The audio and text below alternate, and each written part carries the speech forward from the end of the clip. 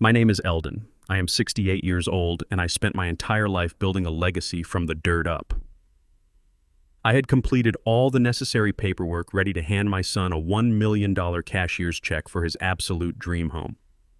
But as I walked up to his apartment door, I heard his wife talking to a stranger through the cracked window.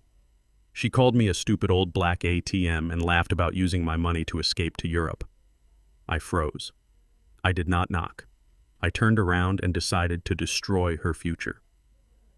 Before I continue this story, let me know where you are watching from in the comments below.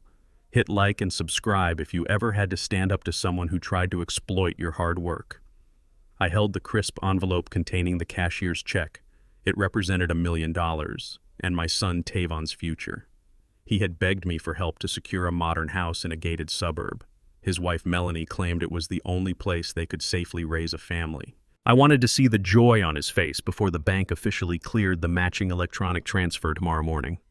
I walked down the carpeted hallway of their upscale apartment complex. I reached unit 412 and raised my knuckle to knock.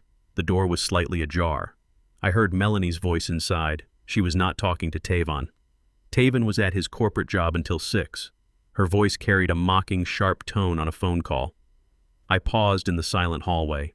She laughed loudly like a predator counting its catch. I leaned closer to the gap. "I have the idiot convinced Gavin," she said with sickening sweetness. "He gets the physical check today and the rest of the wire clears automatically tomorrow at 8 in the morning." I stopped breathing. Gavin was certainly not her husband. She continued talking, pacing across the hardwood floor I paid the rent for. "I just need to play the loving wife for one more night. The father is completely blind. He thinks he is buying us a family home." She laughed again. "It is pathetic. The stupid old black ATM is practically handing us our tickets to Paris.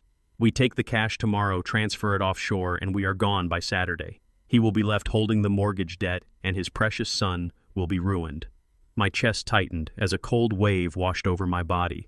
The words hit me like a physical strike. A stupid old black ATM. That was how she viewed a lifetime of my sweat and sacrifice.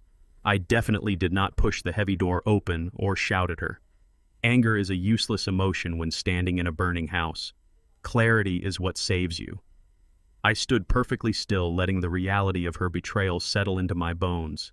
She was planning to steal $1 million. She was planning to abandon my son. She was planning to leave him drowning in debt while she fled the country with Gavin. The cruelty was absolute and calculated. She had orchestrated every smile and request for financial assistance. I looked at the envelope in my hand. It was no longer a gift. It was a loaded weapon she intended to fire at my family. I slowly folded the envelope and slid it deep into my inner coat pocket. I stepped back from the door. My shoes made no sound. I listened to her confirm the flight details with Gavin. She told him she loved him deeply and could not wait to permanently leave this miserable, cold city behind. I turned my back to the door. I walked back down the carpeted hallway with a steady, calculated pace.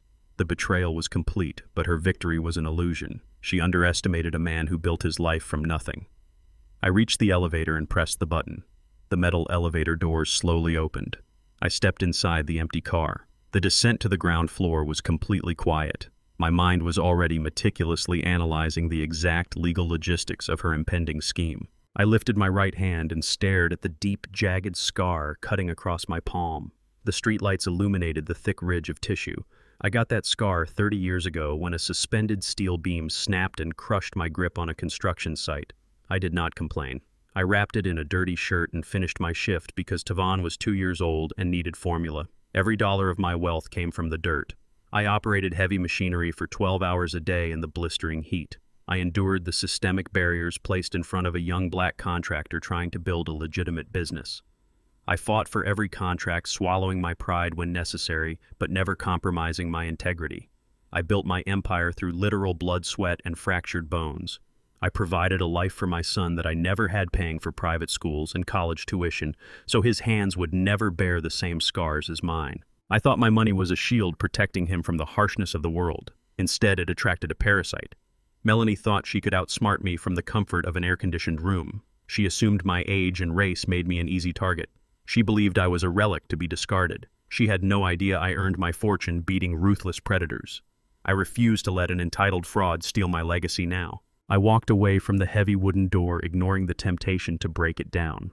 I reached my truck parked in the visitor lot. I sat in the driver's seat and locked the doors. I pulled my smartphone from my pocket and opened my secure banking application. My thumb hovered over the screen. The pending transaction stared back at me. $1 million. Destination account listed as a prominent title company. The status read pending clearance. The automated wire transfer was scheduled to execute and clear at exactly 8 in the morning tomorrow. Once the funds cleared that account, Melanie and Gavin would instantly funnel them into an untraceable offshore shell company before skipping the country. I glanced at the digital clock on my dashboard. It read 8 o'clock in the evening. I had exactly 12 hours to freeze $1 million without triggering an alert that would tip them off. If Melanie received a notification that the funds were blocked, she would panic and accelerate her timeline, potentially emptying Tavon's remaining accounts tonight. I needed to paralyze her completely while making her believe she was still in total control. I turned the key in the ignition. The engine roared to life. I shifted the truck into gear and drove out of the parking lot. The countdown had begun.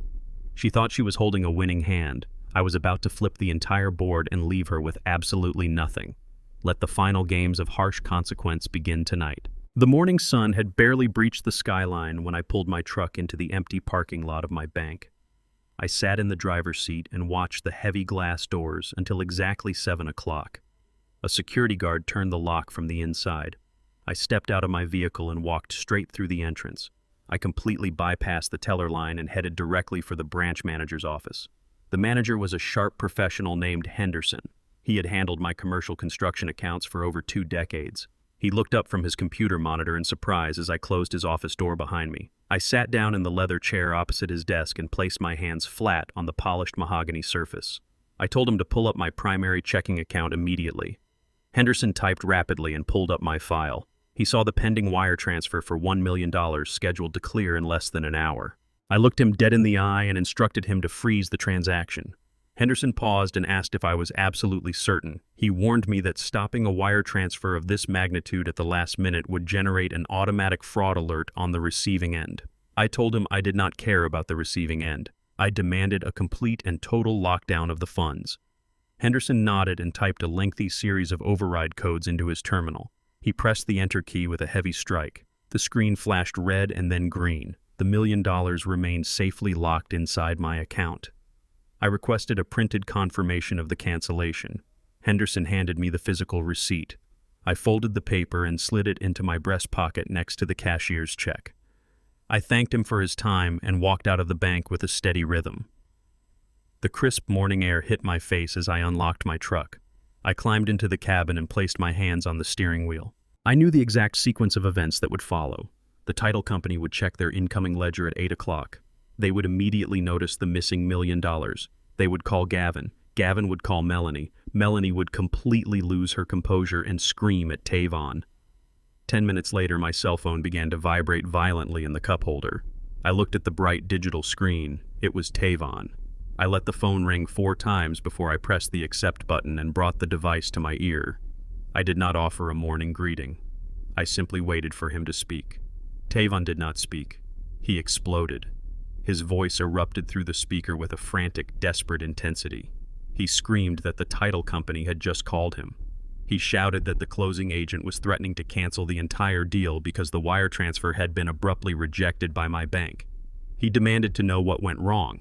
He yelled that Melanie was having a complete mental breakdown in their living room. He insisted I call the bank immediately and fix whatever technical glitch had stopped the money. I listened to his chaotic rant without interrupting. His breathing was heavy and ragged. He sounded like a man drowning in a storm. He accused me of ruining the most important day of his life. He screamed that I was destroying his chance to provide a safe home for his wife. I kept my breathing slow and measured. I let him empty his lungs and scream until his vocal cords strained. I visualized Melanie standing right next to him, orchestrating his panic, feeding him lines to shout at me. She was using my son as a human shield to protect her fraudulent escape plan. I waited for complete silence on the other end of the line. Tavon finally stopped shouting. He asked me if I was still there. I told him I was listening. He let out a loud, frustrated sob. He demanded an explanation for my silence. I sat frozen in my truck and analyzed his erratic behavior. I needed to be careful. I recognized the specific pitch of Tavon's voice immediately. It was a high, thin sound that completely betrayed his age and his corporate success. I had not heard that exact tone in 19 years. It was the exact same sound of absolute panic he made when he crashed my heavy work truck into a brick wall at age 16. He had taken the keys without my permission while I was asleep. He had driven too fast on a wet road and lost control of the vehicle. When he called me from the police station that night, his voice cracked with the same desperate frequency. He only yells when he is utterly terrified of the consequences of his own actions. My late wife, rest her soul, always warned me about his fragile emotional state. She constantly told me that I shielded him too much from the harsh realities of our neighborhood. I worked grueling construction shifts specifically so he would never have to experience the brutal panic of poverty or the crushing weight of real debt. I thought I was building a solid fortress for my son. I realize now I merely constructed a padded cell that prevented him from developing any true survival instincts.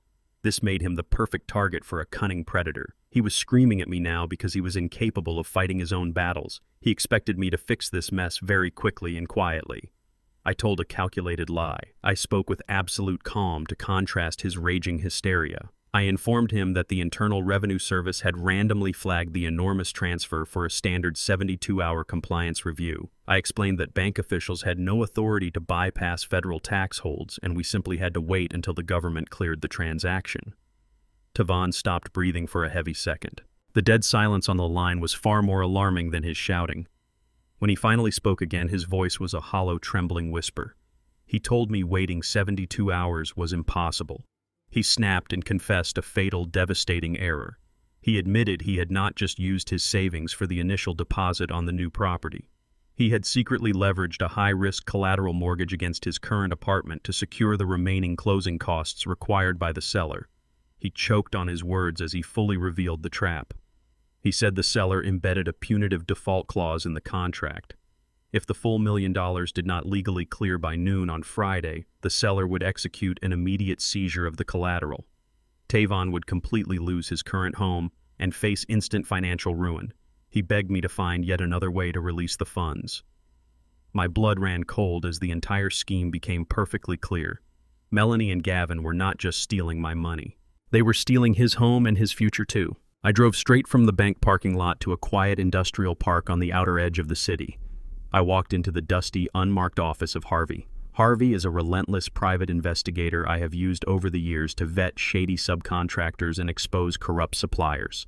I did not waste my time with pleasantries or small talk. I placed a folded slip of paper on his cluttered metal desk containing 3 specific names: Tavon, Melanie, and Gavin. I instructed Harvey to dig deep into every digital footprint, property record, and financial transaction linking these individuals. I explicitly told him to find out exactly what Gavin was selling and what kind of predatory bridge loan my son had blindly signed. Harvey nodded silently, booted up his secure computer terminals, and immediately went to work. I left his office and spent the rest of the afternoon meticulously finalizing the next aggressive phase of my strategy. By 6 o'clock in the evening, I pulled my truck up to my son's upscale apartment building. I parked in the exact same visitor spot I had used yesterday when I discovered the truth. I walked down the long, carpeted hallway and stopped in front of Unit 412.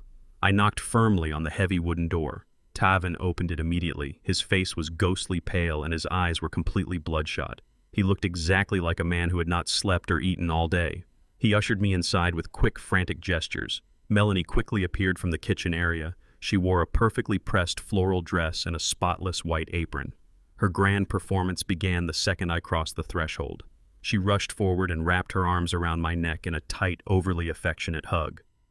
She told me how incredibly worried they were about my health and the terrible tax issue delaying the funds. Her voice dripped with an artificial sweetness that instantly made my stomach churn. I played my assigned role flawlessly. I deliberately dropped my shoulders to mimic the heavy, broken posture of an exhausted, defeated old man. I shuffled my feet slightly as I walked into their pristine living room. I rubbed my temples and squinted my eyes, acting completely overwhelmed and battered by the banking bureaucracy. I sat heavily on their expensive gray sofa and let out a long, ragged sigh. Melanie sat very close to me, placing a comforting, gentle hand on my knee. She asked me how I was feeling and if the bank manager had given me any good news today. Tavon continued to pace back and forth across the hardwood floor, nervously gnawing on his thumbnail. I kept my gaze fixed downward on the glass coffee table. I muttered a few confusing, fragmented sentences about federal holds and complicated tax codes. I made absolutely sure to sound like a tired man whose mind was violently struggling to grasp modern financial regulations. Melanie ate the entire act up. Her stiff posture instantly relaxed. The underlying nervous tension in her jaw completely vanished. She genuinely believed my advancing age had finally caught up to my intellect. She thought she was entirely in control of a fragile, fading senior citizen who possessed a massive fortune. She patted my knee once again and told me not to worry about a single thing. She assured me they would handle all the stress and fix the entire problem together as a loving family. She stood up and cheerfully announced she had prepared a cup of my favorite chamomile tea to help me calm my frazzled nerves. She glided into the kitchen with the supreme confidence of a predator that had successfully cornered its wounded prey. I watched her walk away, carefully maintaining my blank, confused expression. I knew the exact psychological game she was playing. She wanted to lower my defenses with fake hospitality before striking her actual blow. I kept my breathing very slow and perfectly steady. I sat quietly in the living room and simply waited for her to return with the poison. I knew the financial noose was tightening around my son, with every minute making Melanie far more desperate and dangerous tonight. Melanie returned carrying a porcelain cup on a small saucer. She set it gently on the table right in front of me. She smiled warmly, but her eyes remained remarkably cold and calculating. I stared at the steaming liquid and remembered a vital lesson from my late wife. Martha always possessed an uncanny, sharp ability to read the true hidden intentions of strangers. During the early days of building my construction business, we attended countless formal dinners with wealthy developers looking to exploit a young black contractor. Martha would carefully squeeze my hand under the table and quietly tell me to watch the tiny muscles around their eyes. She said a genuine smile uses the entire face, creating soft lines near the outer corners of the eyes. A fake smile only uses the mouth, leaving the upper half of the face totally dead and rigid.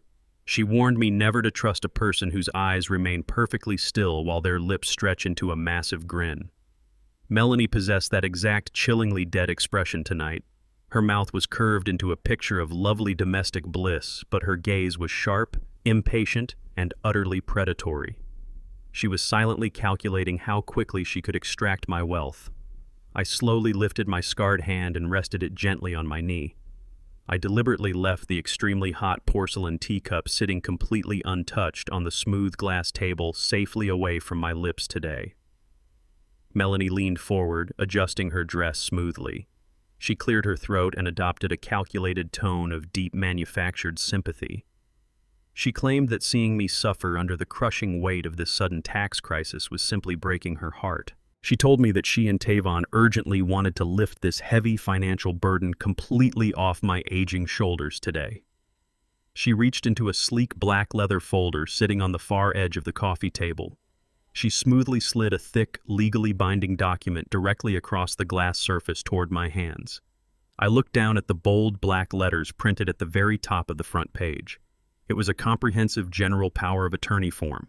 It granted total, unrestricted financial control over my primary business assets to my son, and by direct extension to her. Melanie softly pushed an expensive silver pen directly into my right hand. She expertly explained that if I signed this exact form right now, she could personally march down to the federal tax office tomorrow morning. She promised she would aggressively fight the stubborn Internal Revenue Service agents on my behalf and force them to manually release the $1 million before the Friday deadline. She firmly stated it was the only possible way to save their dream house from foreclosure. She demanded my signature immediately, insisting every single ticking second was critical. Her eyes locked onto mine, silently ordering me to surrender the absolute control of my entire business legacy. I stared at the heavy silver pen resting in my scarred palm. I felt the cold metal pressing against my calloused skin. I felt the cold metal pressing against the betrayal radiating from the woman sitting beside me. Melanie was holding her breath. She was leaning forward with absolute unchecked desperation. She was leaning forward with absolute unhinged greed. Her eyes were completely locked onto my right hand. She needed me to sign away my legacy. She needed me to surrender my empire to her control.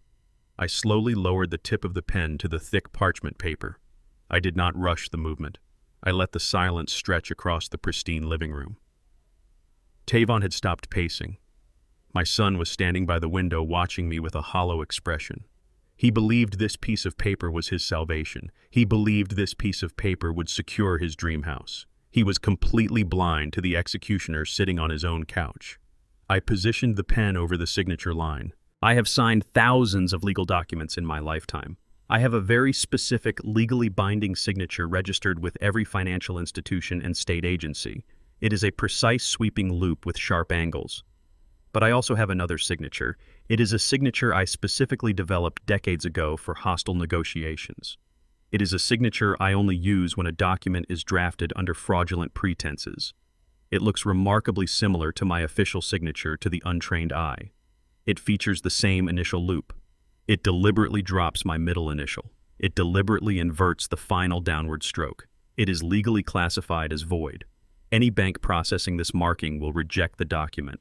I pressed the silver pen into the paper. I executed the void signature with perfect fluid motion. I executed the void signature with absolute precision. I executed the void signature with cold, calculated intent. Melanie exhaled a sharp, shaky breath. The sound of her relief filled the quiet room. She eagerly snatched the document from the glass coffee table the absolute second my pen lifted. Her eyes rapidly devoured the blue ink. She did not notice the intentionally missing initial. She did not notice the deliberately inverted stroke. She only saw the undisputed keys to my kingdom. She quickly flipped to the second page of the legal packet. She pointed a perfectly manicured fingernail at a blank section requiring primary banking details. She explained that she needed my routing and account numbers to link the power of attorney directly to my main financial portfolio. She claimed this was strictly necessary to bypass the imaginary Internal Revenue Service hold. I reached into my inner coat pocket. I withdrew a small, worn leather notebook. I opened the pages very slowly. I did not give her my primary commercial accounts.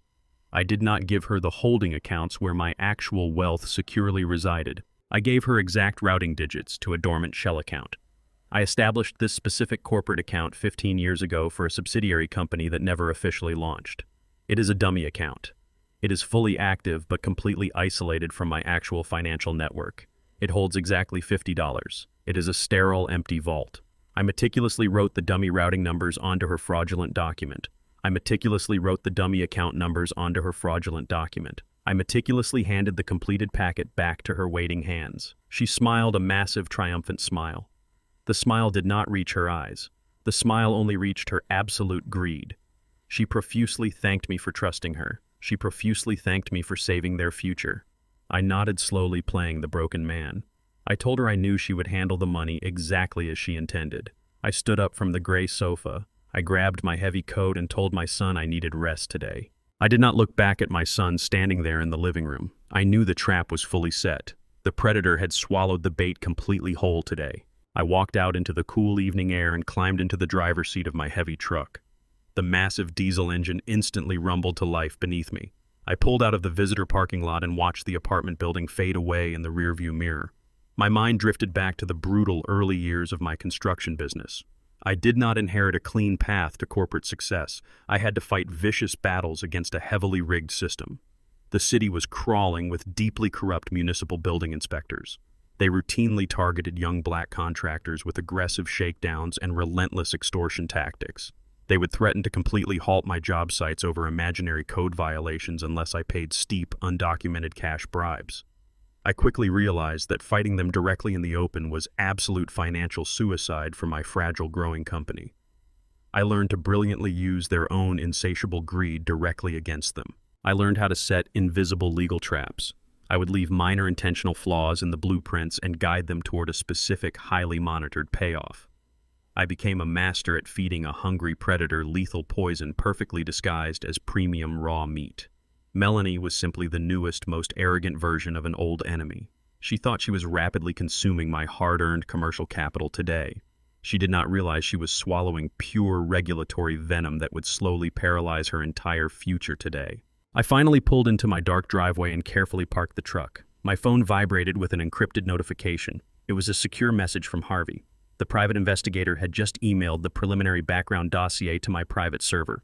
I quickly walked inside my house and headed directly into my home office. I booted up my desktop computer and opened the thick digital file. Harvey is a man who delivers absolute factual devastation. The opening summary page contained a high-definition photograph of Gavin. The detailed report confirmed my worst suspicions. Gavin was not a licensed luxury real estate agent. He was a convicted serial fraudster operating a highly sophisticated property scam. He explicitly targeted emotionally vulnerable buyers using predatory offshore lending firms. I scrolled down to the financial section of the extensive report. I analyzed the specific paperwork Tavon had foolishly signed. My son had not secured a standard mortgage. He had locked himself into a brutally toxic bridge loan underwritten by a shadow company owned directly by Gavin. The terms were completely criminal. The interest rate compounded daily at an aggressive predatory margin. The contract featured an ironclad clause allowing immediate seizure of Tavon's current apartment the exact moment any payment milestone was missed. Tavon was completely trapped in a ruthless legal snare. Gavin and Melanie had engineered the perfect theft. They planned to absorb the $1 million wire and simultaneously seize my son's collateral property. The trap was permanently closing around my deeply ignorant son tonight. I called Tavon the next morning and insisted we meet for lunch at a quiet downtown steakhouse. I told him we needed to discuss the final logistics of the wire transfer before the bank closed today. He arrived 15 minutes early, sweating through his expensive designer suit. He looked like a man standing on a trap door. I ordered a glass of water and a medium-rare ribeye. Tavon ordered a double scotch and barely touched the complimentary bread. I watched his hands shake as he lifted the heavy crystal glass. I decided to start the interrogation slowly. I casually asked him for the exact legal name of the title company handling the escrow account. Tavon cleared his throat and rapidly recited a generic corporate name. I then asked him to explain the specific penalty clauses embedded in the seller agreement.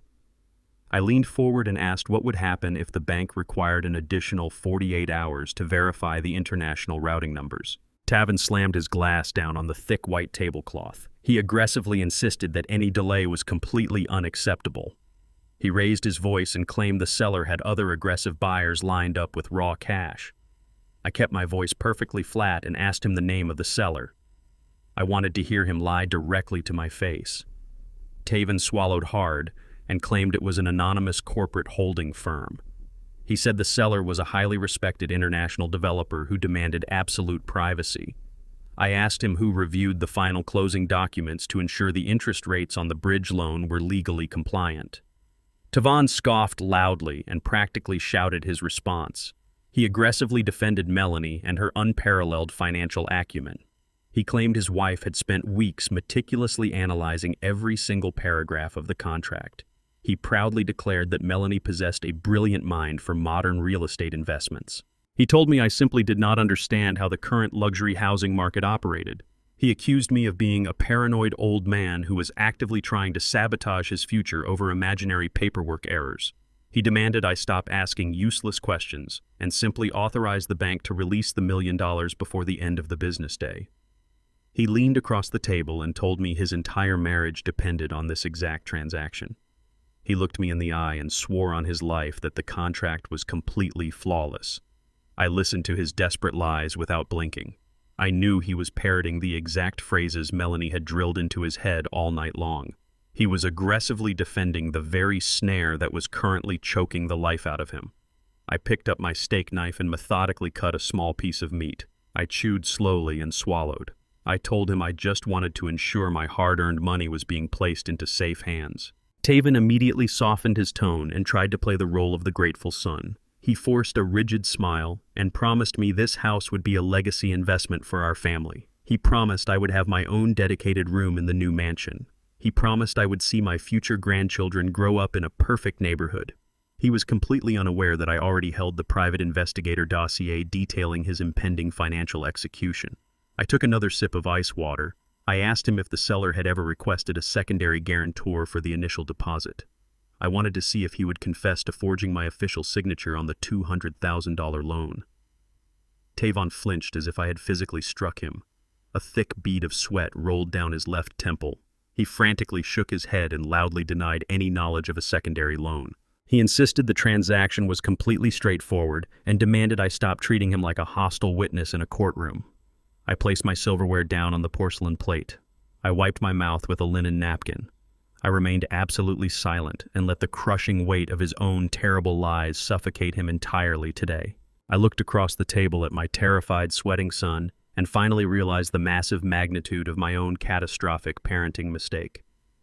I spent my entire adult life building an impenetrable financial fortress to protect Tavon from the brutal realities of the world. I grew up fighting for scraps in impoverished neighborhoods. I endured the heavy, crushing weight of systemic racism every single time I bid on a commercial construction contract. I took the vicious insults and the severe physical damage so my boy would never have to learn how to bleed for a meager paycheck. I sent him to elite private schools and paid for a prestigious university degree. I thought I was giving him a massive head start in life. I now understand that by completely shielding him from the harsh elements, I accidentally stripped away his natural survival instincts. I removed his ability to recognize a predator. A man who has never walked through a dark alley cannot spot a thief standing in broad daylight. Tavon possessed no internal radar for human deception. He was completely blind to the venomous fangs hiding behind a beautiful smile. I had raised a soft, helpless lamb and foolishly released him directly into a dark cage full of starving wolves. My extreme desire to provide safety had ultimately left him completely defenseless against a calculating monster like Melanie. I had to let him bleed to save his life today. Tavon abruptly stood up from the heavy oak dining table. He wiped his sweating forehead with his linen napkin and muttered a weak excuse about needing the restroom. He turned his back and ran across the restaurant. In his blind panic, he made a crucial tactical error. He left his smartphone resting face up on the polished table right next to his glass. I remained perfectly still and watched him disappear down the hallway. 10 seconds later, the black screen of his phone suddenly illuminated. A loud chime signaled an incoming text message. I casually leaned forward and looked directly at the bright digital display.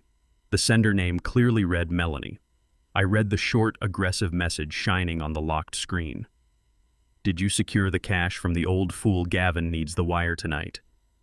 The sheer arrogance of her demand sent a hot spike of adrenaline through my veins. She was openly coordinating the theft while I was sitting mere feet away from her husband. I did not hesitate for a single fraction of a second.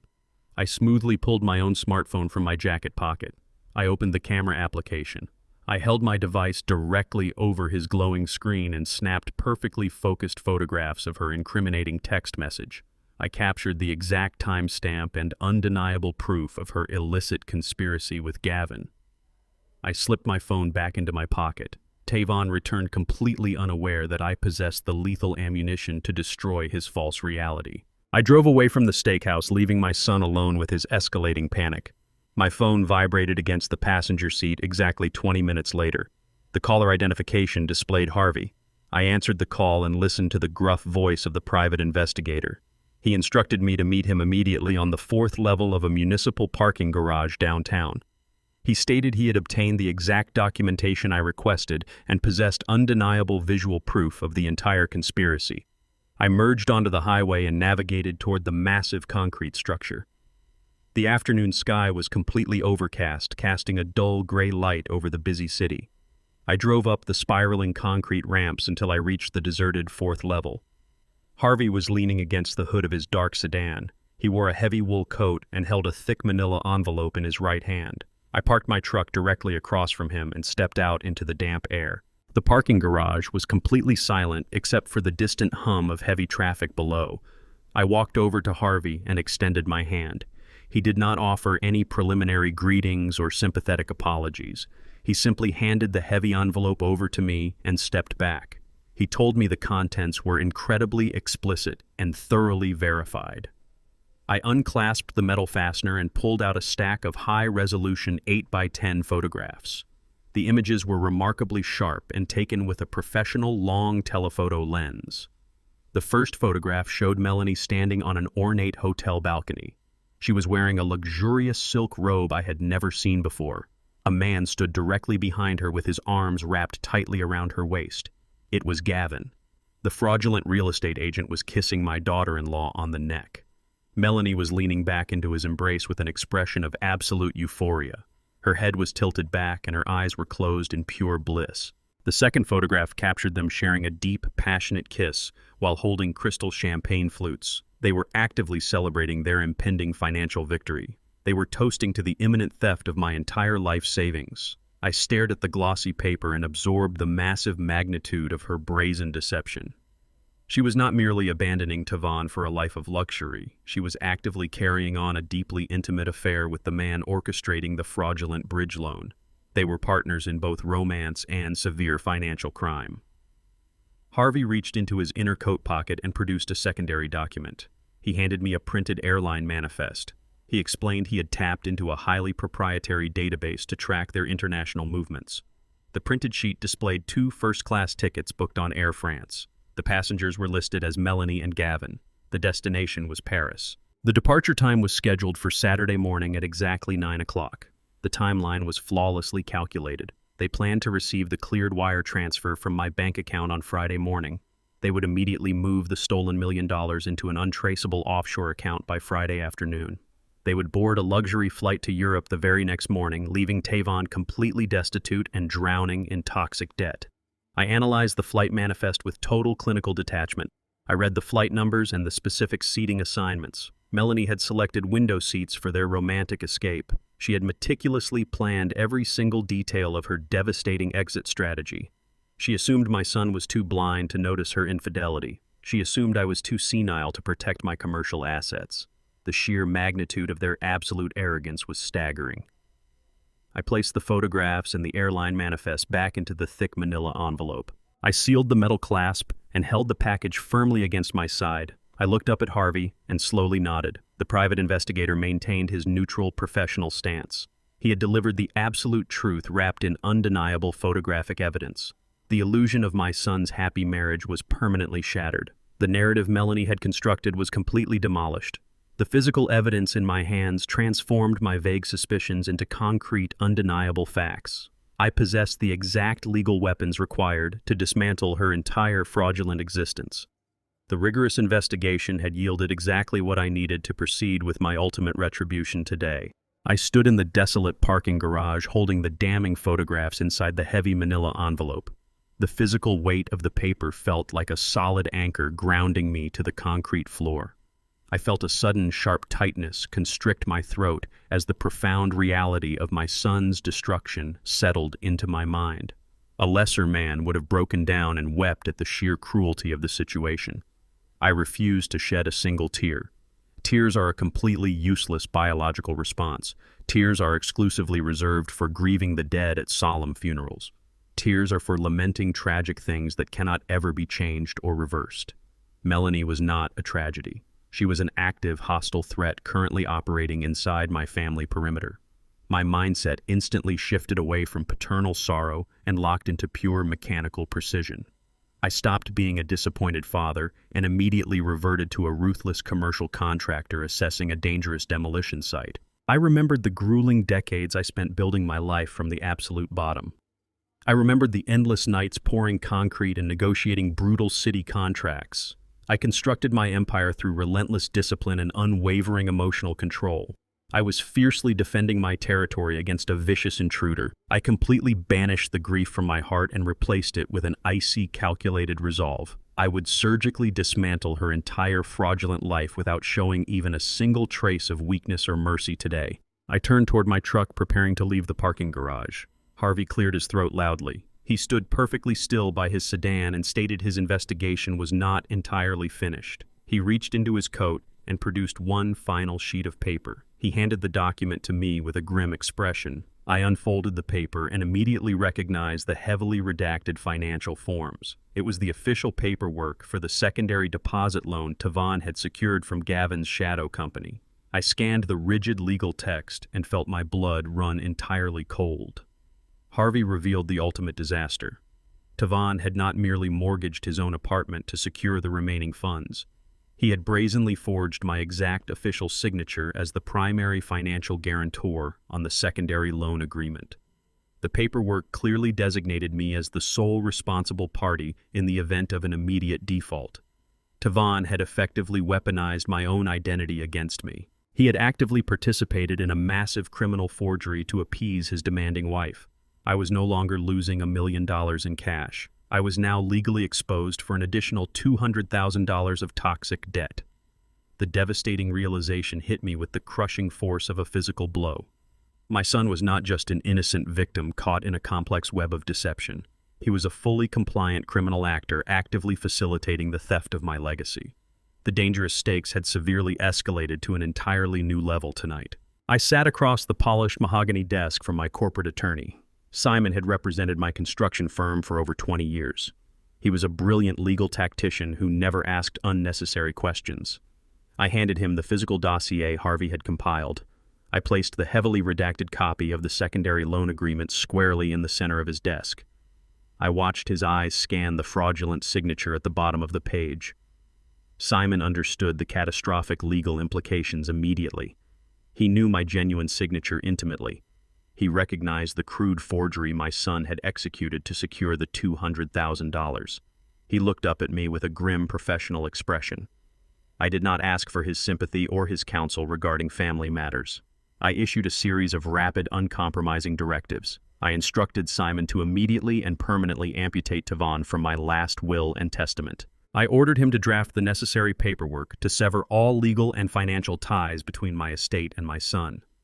Simon typed furiously on his keyboard as I dictated the complete liquidation and transfer of my assets. I told him to funnel every single cent of my liquid wealth into an ironclad blind trust. I mandated that all my commercial real estate holdings and residential properties be transferred into anonymous shell corporations managed exclusively by his law firm.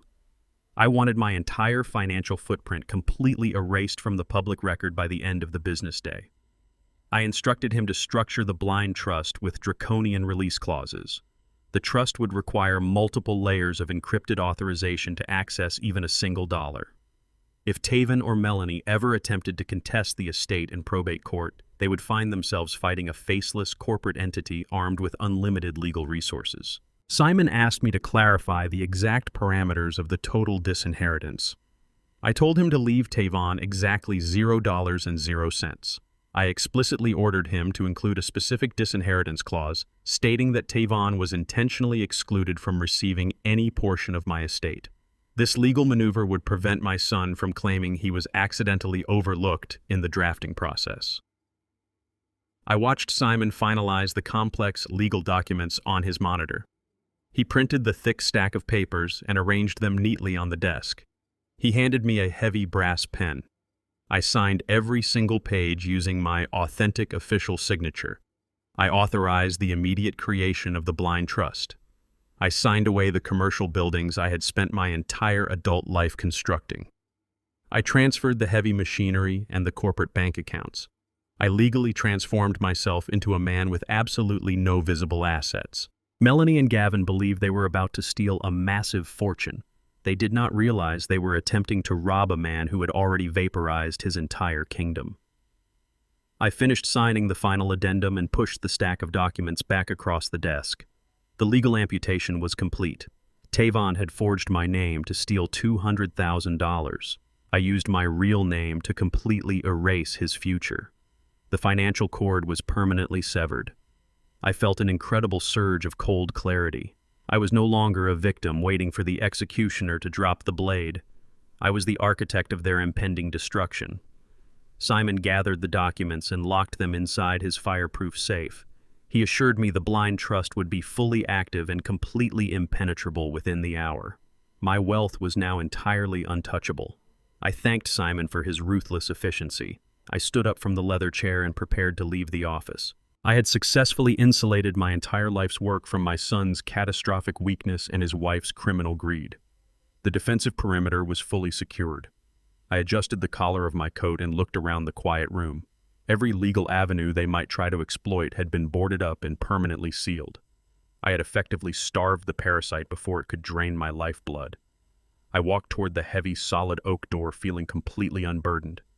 The massive financial weight I had carried for decades was securely locked away. The lethal trap was perfectly primed. Simon paused before placing the final file folder into his heavy steel safe. He looked at me with an expression of deep, genuine concern. He gently asked if I wished to draft a personal letter of explanation to accompany the brutal disinheritance documents. He quietly suggested that leaving a written statement might help Tavon eventually understand the severe financial measures I was executing today. I stared blankly at the sterile white wall directly behind his large desk. I adamantly refused the sentimental request. I have learned a profoundly painful reality during my long, grueling years in the unforgiving commercial construction industry. You absolutely do not owe a comprehensive explanation to the person actively holding the bloody knife to your back. Writing a heartfelt letter to Tavon would only provide Melanie with fresh psychological ammunition to use against me. She would eagerly dissect my written words and expertly twist my paternal grief into a pathetic weapon to further brainwash my vulnerable son. Explanations are a profound courtesy strictly reserved for loyal friends and trusted allies. Complete silence is the only appropriate language for deceitful enemies. I realized that offering any emotional justification would instantly diminish the absolute finality of my permanent decision. The sudden, total absence of my immense wealth would clearly communicate everything Tavon needed to finally comprehend. Let the empty bank account serve as my final, unyielding statement. I turned the brass doorknob and walked into the cold afternoon light. I drove my truck through the darkening city streets until I reached my private residence. I pulled into the circular driveway and instantly noticed a glaring anomaly. The bright security floodlights mounted above the entrance were deactivated. I stepped out of the vehicle and walked cautiously toward the heavy oak front door. I placed my hand on the metal handle and discovered the deadbolt was disengaged. I pushed the heavy door open and stepped into the silent foyer. The electronic alarm panel displayed a green light indicating the system had been disabled using my passcode. Someone had breached my perimeter. I did not call out or announce my presence. I moved silently across the dark hardwood floor, relying on the faint moonlight filtering through the tall windows. I approached the closed double doors of my private study. A thin slice of light spilled from underneath the wooden frame. I heard the metallic scraping sound of a file cabinet drawer being aggressively yanked open. I heard thick paper documents being rapidly shuffled and tossed aside. I reached out and grasped the brass handles of the study doors. I pushed them open with a silent motion. Melanie was kneeling on the expensive Persian rug illuminated by the small desk lamp. She was feverishly tearing through the contents of my locked filing cabinet. She was desperately hunting for the dummy corporate account credentials I had baited her with earlier. The absolute final trap was snapping shut around her greedy hands right now. The heavy brass handles of my private study doors yielded silently under my grip. I pushed the solid oak frames apart just enough to step into the dimly lit room. The glow from the small brass desk lamp cast long, distorted shadows across the expensive Persian rug. Melanie was kneeling directly in front of the bottom drawer of my reinforced filing cabinet. Her perfectly manicured hands were frantically tearing through thick manila folders and sensitive financial ledgers. She was aggressively hunting for the specific routing documents and digital login credentials associated with the dummy corporate account I had baited her with earlier today. The sudden movement of the heavy doors catching the ambient light made her freeze completely. Solid. Her shoulders snapped rigid, her head whipped around. Her eyes widened into massive circles of absolute raw terror. She was a burglar, caught red-handed, entirely violating the sanctuary of my home. Her chest heaved as her mind scrambled to process the catastrophic reality of being discovered directly inside my private safe. The adrenaline spiked in my veins, but I brutally suppressed my instinct to confront her with furious, righteous anger. Confrontation would give her a target to fight. I needed her to feel completely safe and deeply overconfident. I instantly deployed the ultimate defensive camouflage. I deliberately collapsed my physical posture. I let my broad shoulders slump forward into a heavy, defeated slouch. I released the tension in my jaw, allowing my mouth to hang slightly open in a mask of total cognitive vacancy. I shuffled my feet, dragging my leather shoes across the hardwood floor with an agonizingly slow and uncertain rhythm.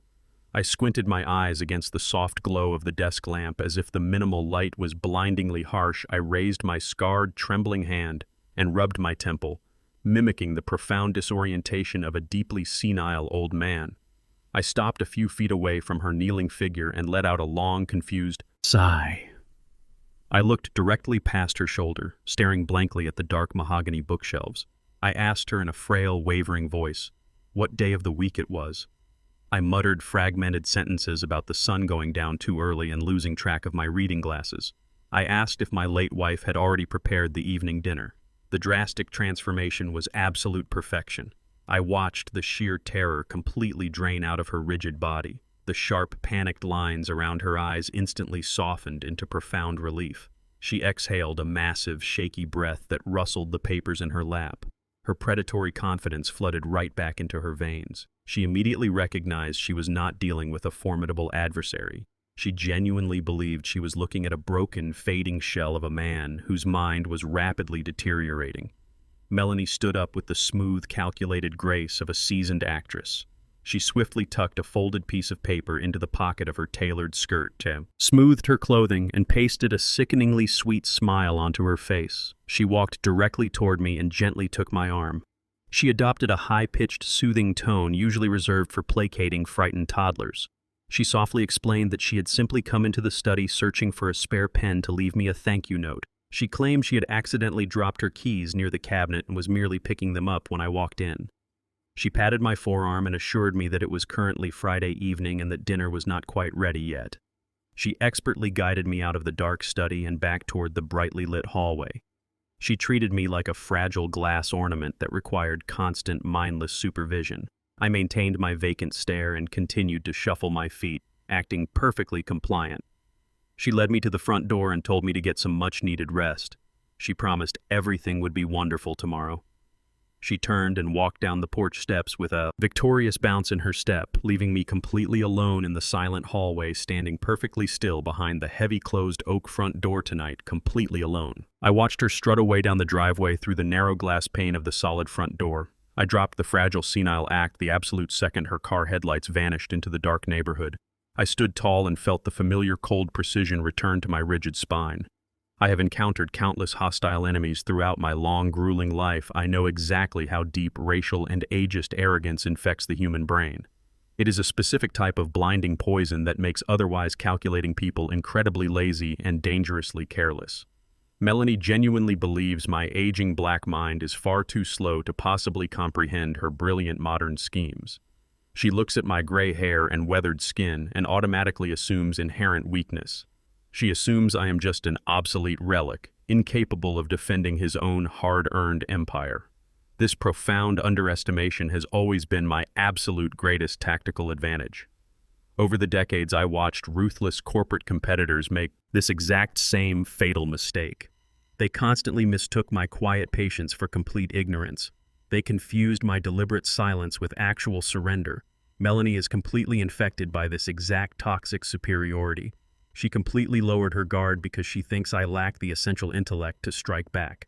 Her brutal prejudice fundamentally blinded her to the massive digital trap waiting silently in the dark. She has stolen a completely worthless key, proudly believing she secured my entire hidden kingdom easily today. I walked directly back into my quiet private study and securely locked the heavy doors. I knew exactly what specific piece of paper Melanie had stolen from my filing cabinet.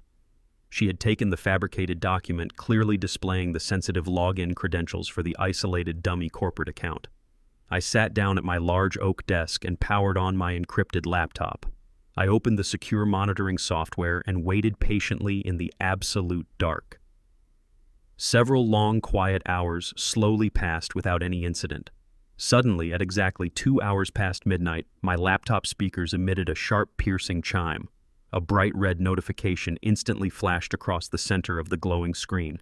Someone was actively attempting to unlawfully breach the dummy corporate account from an external remote server. They were utilizing the exact stolen passwords Melanie had smuggled out of my home.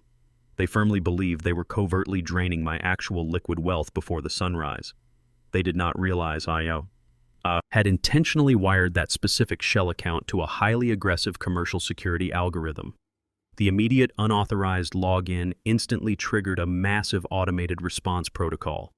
My screen confirmed that a severe federal wire fraud alert had just been officially generated and securely transmitted to the banking authorities.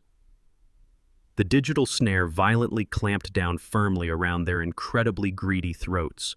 Their absolute financial ruin was now permanently locked into an unstoppable motion, destroying their entire future escape plan completely without mercy tonight. The digital trap was fully sprung forever. The heavy oak front door shuddered violently under a relentless barrage of frantic pounding.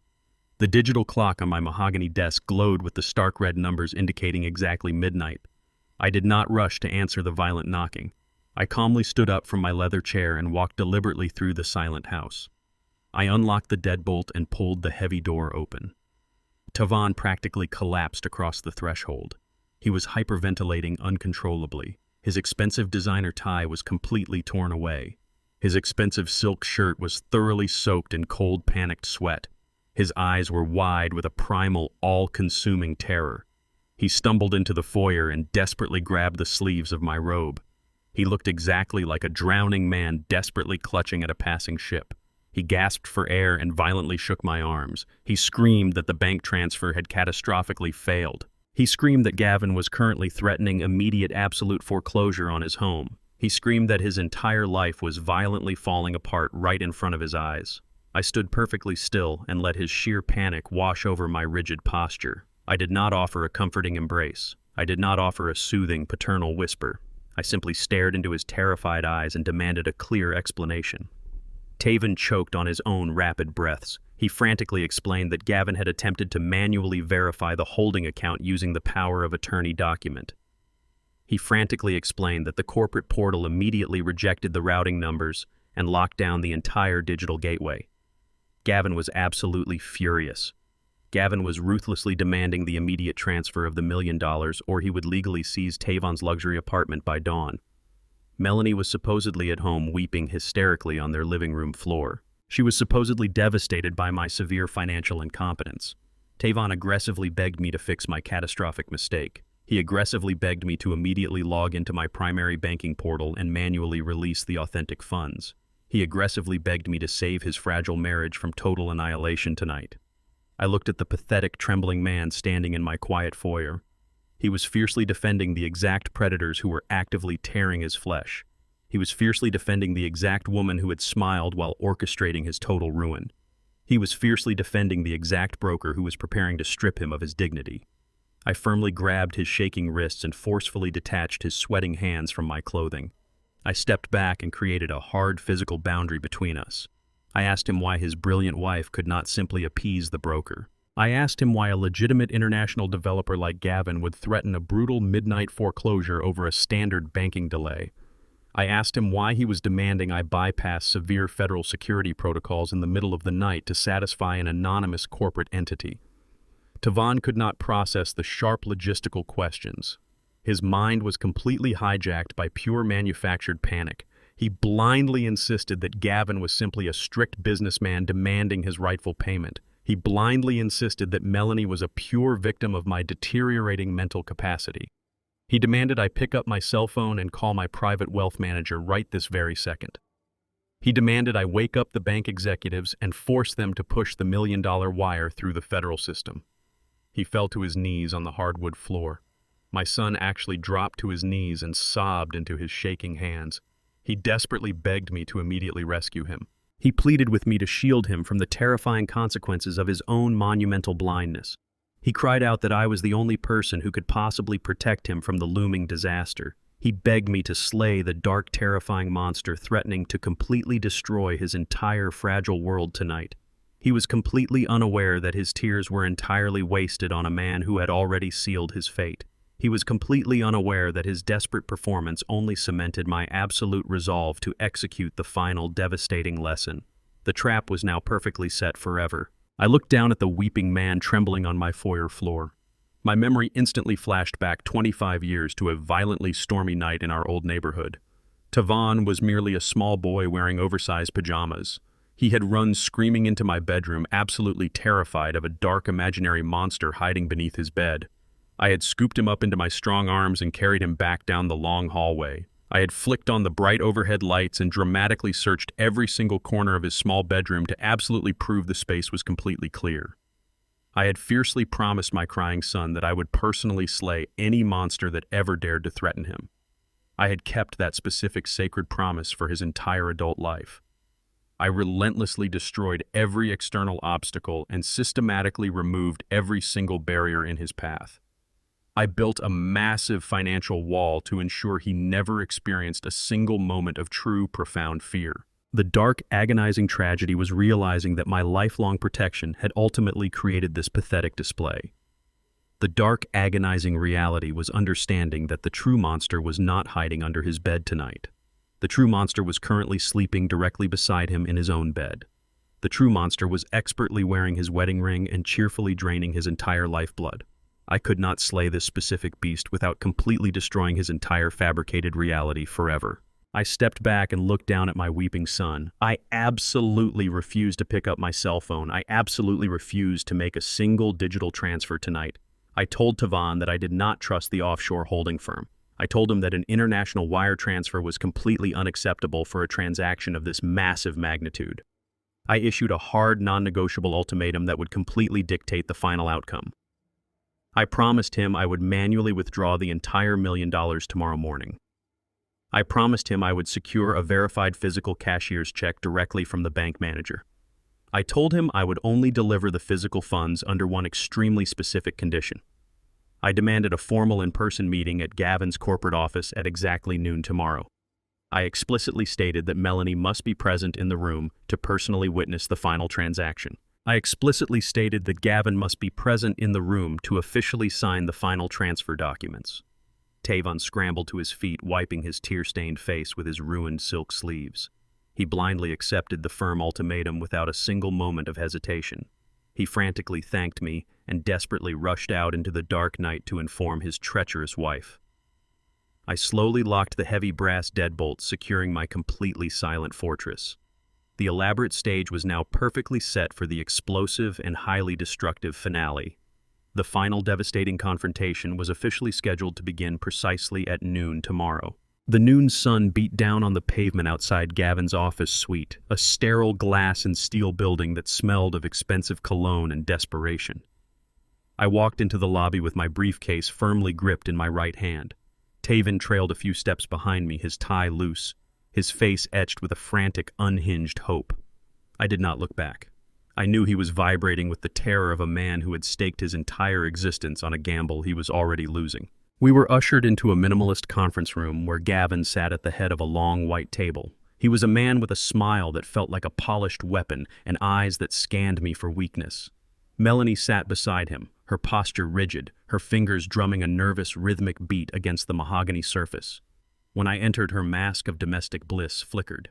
She stood up too quickly, her professional warmth failing to hide the shark-like hunger beneath. She glided toward me, placing a hand on my arm to guide me to the chair, her touch as cold as ice. Gavin stood and offered a firm, practiced handshake. He spoke of legacy of prime real estate and of the incredible favor he was doing for my son by fast-tracking the bridge loan. He gestured for me to sit, his movements smooth and rehearsed. He acted as if we were all allies in this great, profitable venture. I sat slowly, my face a carefully composed portrait of an aging man who was merely eager to be done with the paperwork so he could go home. Gavin slid the closing documents across the table with a flourish. The ink was fresh, the legal jargon dense and intimidating. Melanie watched me with bated breath, her gaze darting from my face to my hands, waiting for the moment of surrender. I placed my briefcase on the table, the metallic click of the latches sounding like a gunshot in the silent room. I did not pull out a standard pen. I withdrew a thick, crimson-capped red pen, a tool I used during my years as a contractor to mark safety violations and fatal flaws in municipal blueprints. I opened the document to the first page. 40 years of battling corrupt inspectors had taught me the architecture of a predatory contract. I knew exactly how to look for the hidden teeth in the fine print. Within seconds, my red pen began to dance across the pages. I crossed out the arbitrary early payment penalty clauses that gave Gavin the right to seize the property without notice. I struck through the indemnity sections that shifted every potential financial risk onto me. I circled the clause that allowed the interest rate to fluctuate at the lender's whim and replaced it with a fixed market standard cap. The room grew suffocating. Gavin's smile vanished, replaced by a tight, thin line of irritation. Melanie was leaning over the table, her breath coming in sharp, shallow bursts, her composure eroding with every stroke of my pen. She started to speak, her voice tight and defensive, asking what I thought I was doing. I did not answer. I simply continued to strip the contract of its lethal sting, dismantling their trap with the same efficiency I once used to tear down faulty scaffolding. I had spent my life reading between the lines of contracts designed to bankrupt hard-working men. My survival had depended on seeing the poison before it reached the cup. Gavin's legal framework was built on the assumption that I was an uneducated, aging man who would sign whatever was put in front of him. He was wrong. I treated the document like a hazardous site, marking every structural weakness with brutal red precision. Finally, I closed the folder and pushed it back to the center of the table. I sat back and laced my fingers together, my expression one of mild, confused interest. I told Gavin that I would be happy to finalize the transaction, but I was not in the habit of signing legal documents that I did not fully comprehend. I informed him that I would be taking the modified paperwork with me. I told them that my lawyer, Simon, would need exactly 48 hours to review the changes I had made to ensure they were legally ironclad. Melanie's reaction was instantaneous. She stood up, knocking her chair backward against the wall, her face a mask of pure, unadulterated panic. She stammered that 48 hours was impossible, that the seller was waiting, that the market was moving too fast. Her carefully constructed facade of concern for Taven's future was shredded. She was no longer hiding her desperation. She could not afford 48 hours. The realization that they were set to leave for Paris on the morning flight hung over the room like a guillotine. Taven looked between us, his eyes wide, his lips trembling as he realized his dream house was dissolving before his eyes because of a delay he could not control. I watched them drown in the wreckage of their own timeline, knowing that the clock had finally stopped ticking in their favor. I walked out of the aggressively air-conditioned lobby and stepped directly into the oppressive afternoon heat. The heavy glass doors slid shut behind me, cutting off the sterile corporate silence of Gavin's office suite. I did not increase my pace. I walked toward my heavy diesel truck with the slow, deliberate stride of a man who owned the very ground beneath his boots. I heard the sharp, frantic clicking of high heels striking the concrete pavement directly behind me. The rhythm was erratic and violent. Melanie was practically sprinting across the parking lot to catch me. She shouted my name. Her voice was completely stripped of its usual manufactured sweetness. It was a harsh, grating sound vibrating with absolute unhinged panic. I stopped beside the driver's side door of my truck and slowly turned around to face her. Melanie was trembling uncontrollably. Her pristine designer dress was suddenly wrinkled, and her carefully styled hair clung to the damp sweat on her forehead. The luxurious European vacation she had meticulously planned with her secret lover was currently evaporating into thin air. The million-dollar wire transfer she desperately needed to fund her new illicit life was securely locked behind 48 hours of rigorous legal review. She could not wait 2 days. Her flight to Paris departed tomorrow morning. The inescapable reality of her trapped situation had completely shattered her carefully constructed domestic facade. She stopped 2 feet away from me, breathing heavily and pointing a shaking, manicured finger directly at my chest. She demanded I march back into the building and authorize the immediate release of the funds.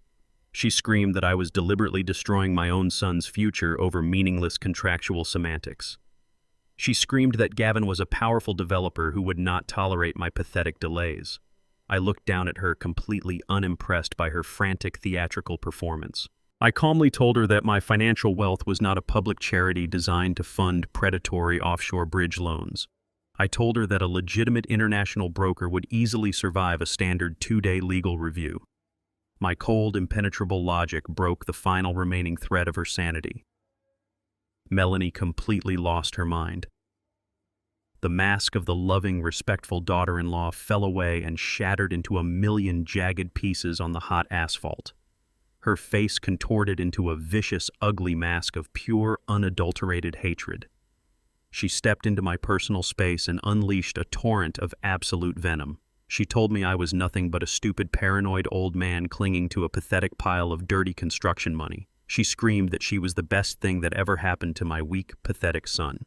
She claimed Taven worshipped the ground she walked on and would gladly sacrifice everything he owned just to keep her happy. She stared into my eyes with unfiltered malice and hurled a vile, disgusting, racist insult directly into my face.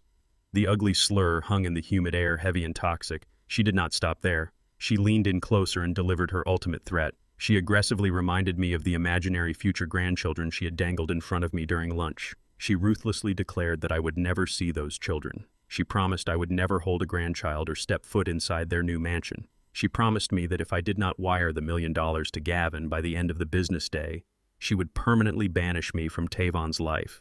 She swore on her own life that she would completely poison my son's mind against me. She threatened to pack her bags, take my son far away, and ensure I died completely alone in a cold, empty house without a single family member to bury me. She demanded my absolute financial surrender or my permanent paternal exile. She stood there panting, furiously waiting for the heavy emotional blow to strike my vulnerable heart. She assumed I would instantly crumble under the crushing weight of her cruel ultimatum. She assumed I would prioritize my emotional connection to my son over my basic financial survival. She firmly believed she finally held the absolute winning hand today. I stood perfectly straight under the blazing sun. I did not flinch. I did not react to the disgusting racial slur she had desperately hurled like a weapon. I did not blink at her aggressive threats of permanent isolation.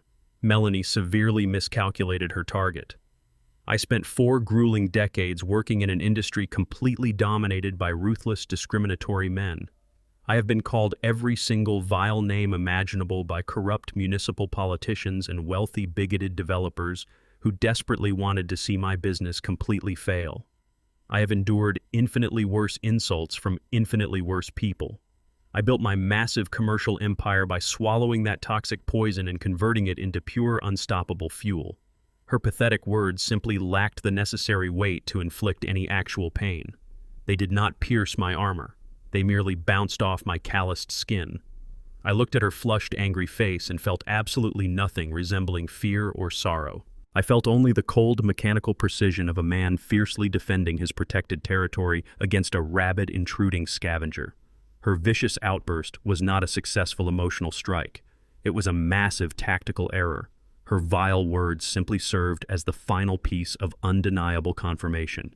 She had officially signed her own permanent death warrant. I knew exactly what needed to be done. Her aggressive verbal assault did not wound me. It merely sealed her absolute impending execution. I calmly reached for the truck door. I opened my heavy truck door and climbed into the driver's seat, leaving her screaming frantically in the hot parking lot. I started the roaring diesel engine and drove away without looking back a single time. I spent the remainder of the afternoon finalizing the complex logistical details of the blind trust with Simon. The sun dipped below the city skyline, casting long, dark shadows across my silent property. I sat alone in my dark study, nursing a glass of bourbon. The grandfather clock chimed 10 times. The sudden, harsh ringing of my cell phone shattered the quiet room. The bright screen illuminated, displaying Tavon's name. I answered the call and was immediately assaulted by the sound of my son's frantic, desperate voice. He was completely brainwashed. Melanie had successfully deployed her toxic narrative and infected his mind. Tavon aggressively accused me of intentionally humiliating his wife and ruining his only chance at true happiness. He blindly defended the vile woman who was currently packing her bags for a romantic getaway to Paris with a convicted fraudster. He refused to listen to reason. He refused to hear a single word of caution. Tavon delivered his final absolute threat over the static-filled line. He told me I had exactly one choice remaining. He demanded I return to the bank very early tomorrow morning and explicitly sign the original, unaltered documents immediately. He stated clearly that if the $1 million was not wired by noon, I would lose my son forever. I held the cold glass of the phone pressed tightly against my ear. The line was completely silent except for the harsh, ragged sound of Tavon dragging frantic breaths into his lungs. He was waiting for my surrender. He was waiting for the familiar, comforting sound of his father caving to his demands. He genuinely expected me to apologize for protecting my own life and instantly beg for his forgiveness. He firmly believed his ultimate threat of permanent separation would instantly break my resolve and force my compliance. I stood in the absolute darkness of my study and let the heavy silence stretch out for a long, grueling minute. I searched the deepest corners of my soul for the profound paternal instinct that had governed my entire adult life. I searched for the desperate urge to rescue my boy from the edge of the cliff. I searched for the overwhelming need to sacrifice my own safety to shield him from his impending destruction. I found absolutely nothing. The deep reservoir of unconditional protection had completely run dry. Melanie and Gavin had meticulously drained it, and Tavon had willingly handed them the buckets. I realized in that quiet, dark moment that giving him the money would not save him. It would only finance his continued enslavement to a woman who openly despised us both. I felt a sudden profound sense of absolute liberation wash over my rigid shoulders. The crushing weight of responsibility I had carried since the day he was born completely evaporated into the cool night air. I did not raise my voice or match his frantic, screaming energy. I spoke with a quiet, terrifying calm that I usually reserved for completely destroying my worst corporate enemies. I told my son that his ultimatum was entirely unacceptable. I told him that an adult man must eventually learn to stand directly in the fire he built with his own 2 hands. I calmly explained that a real man does not beg his aging father to finance his own public humiliation. I explicitly stated that I would not be at the bank tomorrow morning. I told him I would not be signing a single piece of paper to authorize the transfer of my hard-earned wealth into the greedy hands of a predatory broker.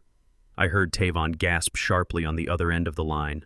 The shocking reality of my absolute refusal struck him with the devastating force of a physical blow.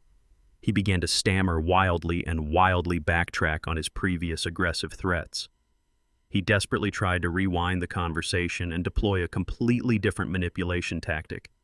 He started crying and begging me to remember the strong bond we used to share.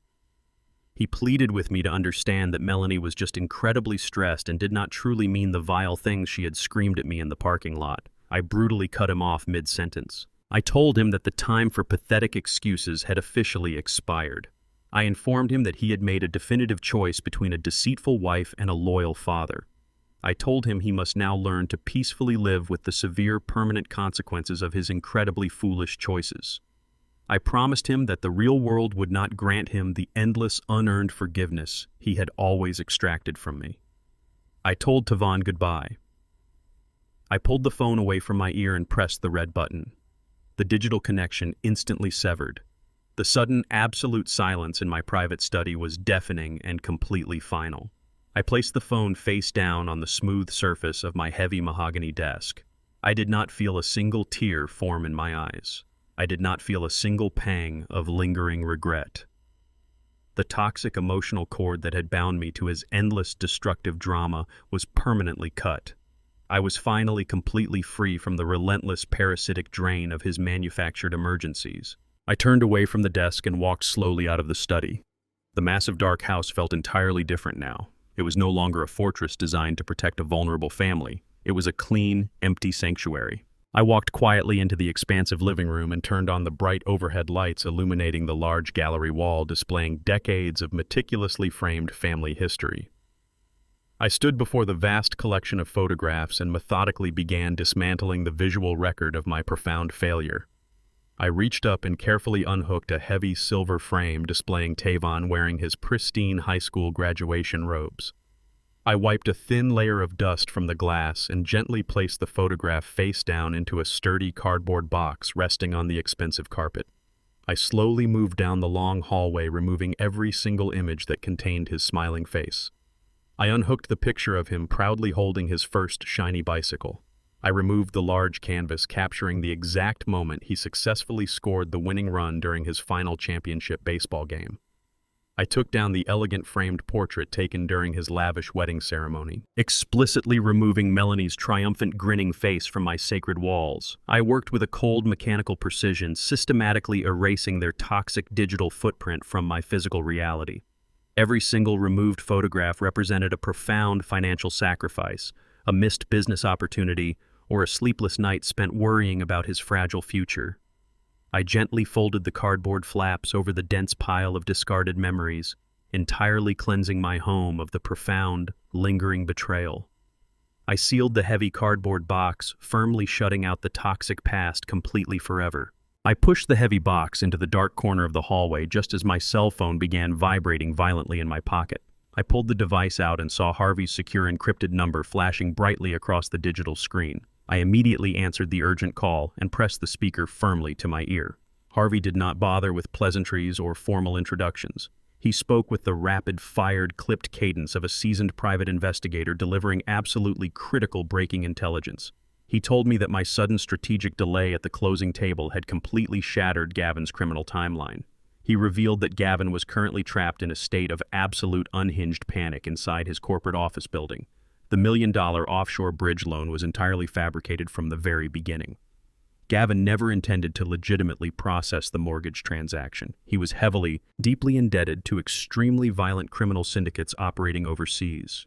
The missing $1 million was his only viable escape ticket out of the country. Harvey explicitly informed me that without my massive capital injection, Gavin was desperately executing a catastrophic backup plan. He was currently hastily liquidating his own remaining legitimate shell assets to unlawfully steal Tavon's substantial initial escrow deposit. Harvey confirmed that Gavin had successfully booked 2 private international tickets departing tonight. He was permanently fleeing the country to avoid severe federal prosecution and imminent violent retaliation. He was aggressively taking the stolen escrow funds, and he was taking Melanie with him, completely destroying Tavon's life. I ended the encrypted call with Harvey and immediately dialed Simon. My attorney answered on the first ring despite the extremely late hour. He possessed the same relentless nocturnal vigilance that had defined my entire career. I demanded an immediate status report regarding the dummy corporate account credentials Melanie had stolen from my study. Simon delivered the extraordinary news with his signature clinical detachment. He confirmed that our digital trap had detonated flawlessly. Melanie had promptly delivered the fabricated routing numbers directly to Gavin. Gavin had eagerly attempted to unlawfully execute a remote electronic transfer to siphon my wealth into his offshore holding firm. He firmly believed he was draining my liquid assets completely undetected under the cover of darkness. He was incredibly wrong. Simon explicitly explained the devastating architecture of the snare we had planted. The dummy account was not a standard commercial checking portfolio. Simon had intentionally linked those specific login credentials directly to an active interstate Federal Reserve monitoring node. The moment Gavin's remote server pinged the account seeking a $1 million withdrawal, the system instantly recognized an unauthorized cross-border intrusion. The aggressive algorithm immediately locked the digital vault and generated a massive automated alert. Simon confirmed that the login attempt automatically triggered an immediate active federal investigation for attempted interstate wire fraud. The system permanently captured the exact IP address and precise geographical location of Gavin's computer terminal. It also captured the secondary login attempt originating directly from Melanie's personal laptop on my domestic network. The federal authorities were now officially hunting them. Gavin was currently trapped in a state of absolute digital lockdown. He was completely unaware that he had essentially dialed the federal authorities and handed them his precise coordinates. He thought he was executing a flawless heist. He had actually initiated a severe federal prosecution protocol that carried massive mandatory prison sentences. I listened to Simon outline the rapidly accelerating legal nightmare crashing down on their heads. Gavin was panicking because his primary escape funds were frozen.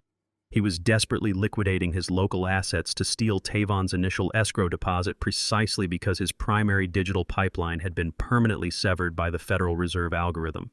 He needed untraceable cash to board his flight to Paris tomorrow. Melanie was entirely complicit in this severe felony. Her fingerprints were indelibly stamped across the fraudulent login attempts.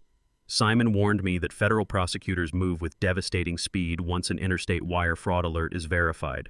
Warrants were already being drafted in government offices. The incredibly arrogant broker and the deceitful daughter-in-law had walked blindly into a federal trap designed to completely vaporize their freedom. Simon requested permission to officially hand over our internal security logs to the investigating agents.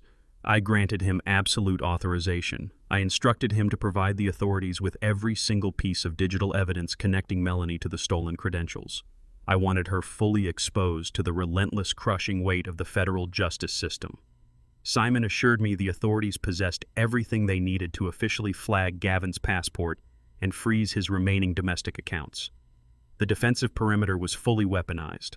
The prey was currently bleeding out in the snare, completely unaware of the approaching executioner. I instructed Simon to maintain direct contact with his federal liaisons. I terminated the call and sat in the profound silence of my study. The total annihilation of my enemies was no longer a theoretical possibility. It was a rapidly unfolding reality driven by their own insatiable, reckless greed. They had foolishly attempted to rob a fortress. They had successfully locked themselves inside a federal prison cell. The digital trap effectively neutralized their primary financial strike. Melanie confidently bypassed my physical security, believing she was extracting the keys to a kingdom. She had instead extracted a highly radioactive tracking beacon. She carried that beacon directly into the center of their criminal conspiracy. The severe interstate fraud alert ensured every digital footprint created tonight was permanently logged into a federal database. Gavin could liquidate minor assets to steal the small escrow deposit, but his grand scheme was totally obliterated. He could never access the vast wealth promised to my daughter-in-law. The severe legal trap functioned exactly as designed, executing my silent, uncompromising retaliation. I walked slowly into my dark kitchen and poured a heavy mug of steaming black coffee. I stood completely still beside the granite counter and took a long sip, allowing the bitter liquid to burn the back of my throat. I stared out the large window into the empty night. I spent my entire adult life meticulously building a massive, legitimate corporate empire. I achieved my immense wealth by playing strictly by the unforgiving rules of commercial construction. I woke up before dawn every single morning and inspected every single job site. I painstakingly verified every line item on every legal contract. I never took illegal shortcuts and never sought a fast, easy victory. My fortune was forged through decades of absolute, unyielding discipline. I have encountered countless criminals and grifters throughout my long career. They all share the exact same fatal weakness. Criminals always ultimately fall because they completely lack the fundamental discipline required for genuine patience. They are hopelessly addicted to the immediate intoxicating thrill of the heist. They construct elaborate, brilliant schemes but consistently rush the final execution because their overwhelming greed constantly overrides their logical survival instincts. Melanie and Gavin possessed a very clever, fraudulent strategy, but they utterly lacked the necessary patience to secure the prize. They lunged blindly at the very first shiny bait I presented.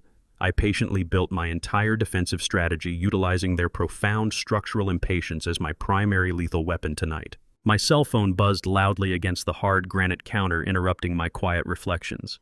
I picked up the device and saw an urgent incoming message from Simon. He informed me that the federal authorities had officially verified the interstate wire fraud alert. The investigating agents were highly motivated, but they encountered a critical evidentiary hurdle. They urgently needed the raw encrypted data files directly from Melanie's personal laptop to permanently solidify the sweeping federal arrest warrants. They needed absolute concrete proof that she personally executed the secondary login protocol before Gavin attempted his massive international transfer. The digital footprint existed, but the prosecutors required the physical hardware to absolutely guarantee a flawless conviction in federal court. I knew Melanie was currently packing her bags, preparing to permanently flee the country tomorrow morning. I had a rapidly closing window of opportunity to execute the final devastating maneuver. I needed to actively lure my deceitful daughter-in-law out of her secure luxury apartment tonight. I needed to aggressively manipulate her overwhelming greed one final time. I had to draw her into a strictly controlled environment where Harvey could covertly intercept her and extract the encrypted files directly from her hard drive. I opened my messaging application and drafted a highly calculated text message directly to Tavon. I explicitly offered a massive unconditional surrender. I promised to hand over the unredacted documents and the physical cashier's check if they met me at a neutral location immediately. The final deadly snare was set. My text message to Tavon was the perfect opening gambit to completely lower their defenses. 60 seconds after I hit send, my phone illuminated with an incoming call. It was not Tavon. It was Melanie. She had seized control of the communication the moment she sensed absolute victory. I answered the call and immediately deployed the most difficult acting performance of my entire life. I injected a profound trembling exhaustion into my vocal cords. I sounded like a completely broken man who had finally collapsed under the crushing weight of his own stubborn pride. I told her that I was entirely exhausted from fighting my own family. I stated that I could no longer bear the agonizing thought of losing my only son over a simple financial misunderstanding. Melanie absorbed my manufactured apologies with an arrogant, triumphant silence. I could practically hear the greedy smirk stretching across her face. She allowed me to grovel for a few moments before adopting her sickeningly sweet, condescending tone. She accepted my total surrender. She informed me that Gavin was willing to halt the aggressive foreclosure proceedings if the physical cashier's check was placed directly into her hands tonight. I agreed to all of her draconian terms without a single word of protest. I told her I wanted to make amends properly. I requested that they come to my house for a formal celebratory dinner to finalize the transaction. I framed it as a symbolic passing of the torch from my generation to theirs. Melanie hesitated for a fraction of a second, likely suspicious of my sudden hospitality. I quickly utilized her own towering vanity against her. I injected a tone of eager grandfatherly anticipation into my voice. I asked her to please bring her personal laptop to the dinner. I claimed that I desperately wanted to see the detailed digital architectural renderings of their new luxury mansion. I told her I wanted to properly visualize the beautiful future home where my imaginary grandchildren would eventually grow up. The sheer vanity of showing off her impending real estate conquest instantly eradicated her remaining suspicions. Her ego completely blinded her to the obvious tactical trap. She eagerly agreed to bring the computer and showcase the digital blueprints. She promised they would arrive at my front door at 7 tonight. She was thoroughly convinced that her superior intellect had permanently broken my spirit. She genuinely believed she had effortlessly conquered the obsolete aging patriarch. I allowed her to bask in that extremely dangerous delusion. I ended the call and immediately contacted Harvey. I instructed my private investigator to covertly enter my property through the rear service door before the sun went down.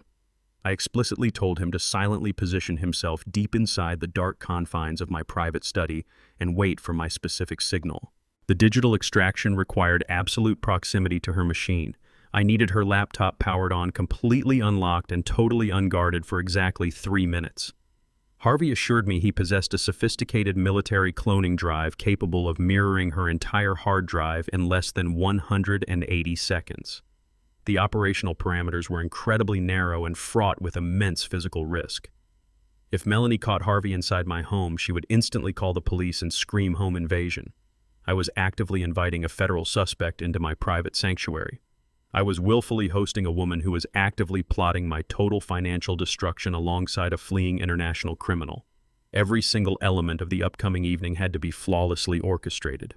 I meticulously arranged the physical cashier's check in the center of the dining room table, using it as the ultimate mesmerizing bait. I placed the heavily redacted closing documents directly beside the substantial money, ensuring their absolute focus would remain entirely fixed on the final financial prize. I walked through the silent house, checking the sight lines from the dining room to the study. I left the study door cracked open a mere fraction of an inch to allow Harvey a clear visual of the target zone. The physical trap was now perfectly primed. I had successfully manipulated her insatiable greed to draw her directly into the crosshairs of an active federal investigation. I walked into the massive, immaculate kitchen and began preparing the final evening meal. I did not select a light or casual menu for this specific occasion. I deliberately chose to cook a profoundly heavy, deeply traditional complex Southern feast. I slowly roasted a large cut of seasoned beef and meticulously prepared dense, rich side dishes that required hours of constant, methodical attention. I focused entirely on the rhythmic chopping of vegetables and the slow, simmering heat of the stovetop to keep my racing mind completely grounded. This was the exact same elaborate menu I had proudly prepared the day Tavon officially graduated from his university. That historic day was supposed to joyfully signify the beginning of his independent adult life. I had stood in this exact same kitchen, filled with immense paternal pride, cooking a feast to celebrate his bright, limitless future. I was now preparing those exact same recipes to signify a completely different milestone. This specific culinary repetition was my own private, agonizing ritual. I was not cooking to warmly nourish a happily reunited family. I was deliberately recreating a sacred memory to officially mourn its permanent death. This was a heavy, solemn meal, explicitly designed for absolute permanent endings. The rich, familiar aromas filling the house were a bitter reminder of everything I had relentlessly fought to build, and everything my son had carelessly chosen to destroy. The carefully crafted feast was a tragic funeral dirge. Tavon and Melanie arrived promptly. Melanie immediately placed her silver laptop directly on the dining table. She eagerly opened the device and logged in to display the renderings. I served the food and poured crystal glasses of red wine. I waited for her to become entirely engrossed in describing the master bathroom. I reached across the table to pass a porcelain dish. I deliberately clipped the base of her wine glass with my arm. The dark crimson liquid violently splashed directly across the front of her pristine white designer blouse. Melanie shrieked in horror and instantly bolted from the table, desperately rushing toward the guest bathroom down the hallway. Tavon immediately followed her to offer pathetic apologies. The dining room was completely empty. I coughed loudly twice. Harvey silently emerged from the dark study like a phantom. He rapidly crossed the floor and jammed a compact black drive directly into the port of her illuminated laptop. A progress bar instantly appeared on the screen, rapidly devouring the sensitive data. The cloning process was terrifyingly fast, but the progress bar stalled briefly at 90%. I heard the sudden click of the bathroom door opening far too early. Melanie was aggressively marching back down the hallway, cursing loudly about the ruined fabric. Harvey yanked the drive free and vanished into the shadows just as Melanie stepped into the room. She froze completely still. She stared suspiciously at her laptop. The screen was brightly awake, explicitly displaying an unauthorized system transfer notification. Melanie stood completely frozen in my dining room. Her wide eyes were absolutely locked onto the glowing screen of her silver laptop. The unauthorized system transfer notification flashed in bright warning colors across the display. The sheer panic completely overrode her intense anger about the ruined designer dress. She slammed the laptop shut with a violent cracking sound and snatched the machine off the mahogany table. She spun around and aggressively ordered Tavon to leave my house immediately. Tavon stammered loudly. He was completely confused by her sudden erratic behavior. He looked at the elaborate traditional dinner I had painstakingly prepared and desperately tried to apologize. He was completely unaware of the massive digital theft that had just occurred right under his nose. Melanie did not tolerate his pathetic hesitation for a single second. She grabbed his arm with a vicious bruising grip and literally dragged him toward the front door. She screamed hysterically that my house was completely compromised and that I was actively trying to trap them. I remained perfectly still at the head of the dining table. I silently watched them flee into the dark night. I calmly poured myself another glass of heavy red wine and waited for Harvey to emerge from the shadows of my private study. Out in the paved driveway, Melanie practically threw her compromised laptop into the back seat of their luxury car. She commanded Tavon to drive away at maximum speed. The interior of their vehicle instantly became a pressurized cabin of absolute hysteria. Melanie was actively hyperventilating. She fully realized that her meticulous international escape plan with Gavin was rapidly falling apart. She knew the federal authorities were aggressively closing in on their coordinates, even if she did not yet understand the full devastating scope of my digital snare. She desperately needed untraceable hard cash to finalize her illicit flight to Paris tomorrow morning. She turned to her husband with a look of pure, unadulterated predatory desperation. She commanded Tavon to secure an immediate massive cash loan tonight. She told him that Gavin urgently required a substantial physical bridge payment to successfully bypass the locked corporate accounts. Tavon protested immediately. His voice cracked with sheer escalating terror. He frantically explained that no legitimate financial institution would ever issue that kind of severe capital in the middle of the night without extensive collateral and rigorous background checks. Melanie stared at him with absolute freezing contempt. She coldly informed him that they were no longer dealing with legitimate banking institutions. She explicitly instructed him to contact a highly notorious local criminal syndicate she had previously heard Gavin mention during their illicit planning meetings. She ruthlessly demanded he borrow the massive stack of cash directly from ruthless, violent loan sharks who operated strictly outside the basic boundaries of the law. Tavon begged her to reconsider this suicidal plan. He cried loudly that dealing with organized crime syndicates would instantly put their physical lives in severe, irreversible jeopardy. He pleaded with her to just wait until the morning so he could grovel and beg me for the safe money one last time. Melanie completely snapped. She unleashed a torrential, devastating wave of psychological abuse.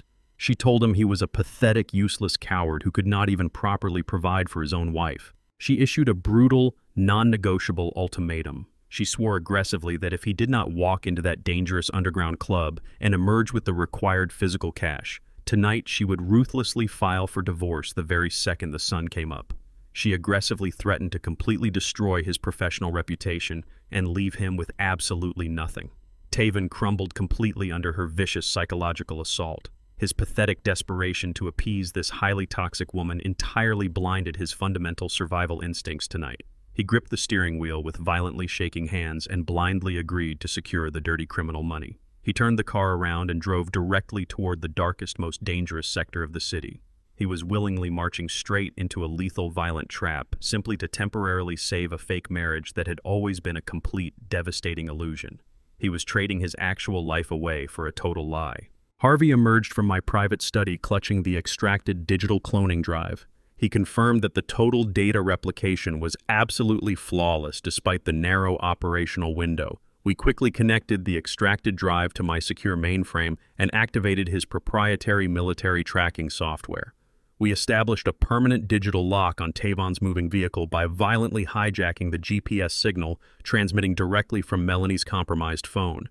I ordered Harvey to process the extracted files while I actively pursued the fleeing targets.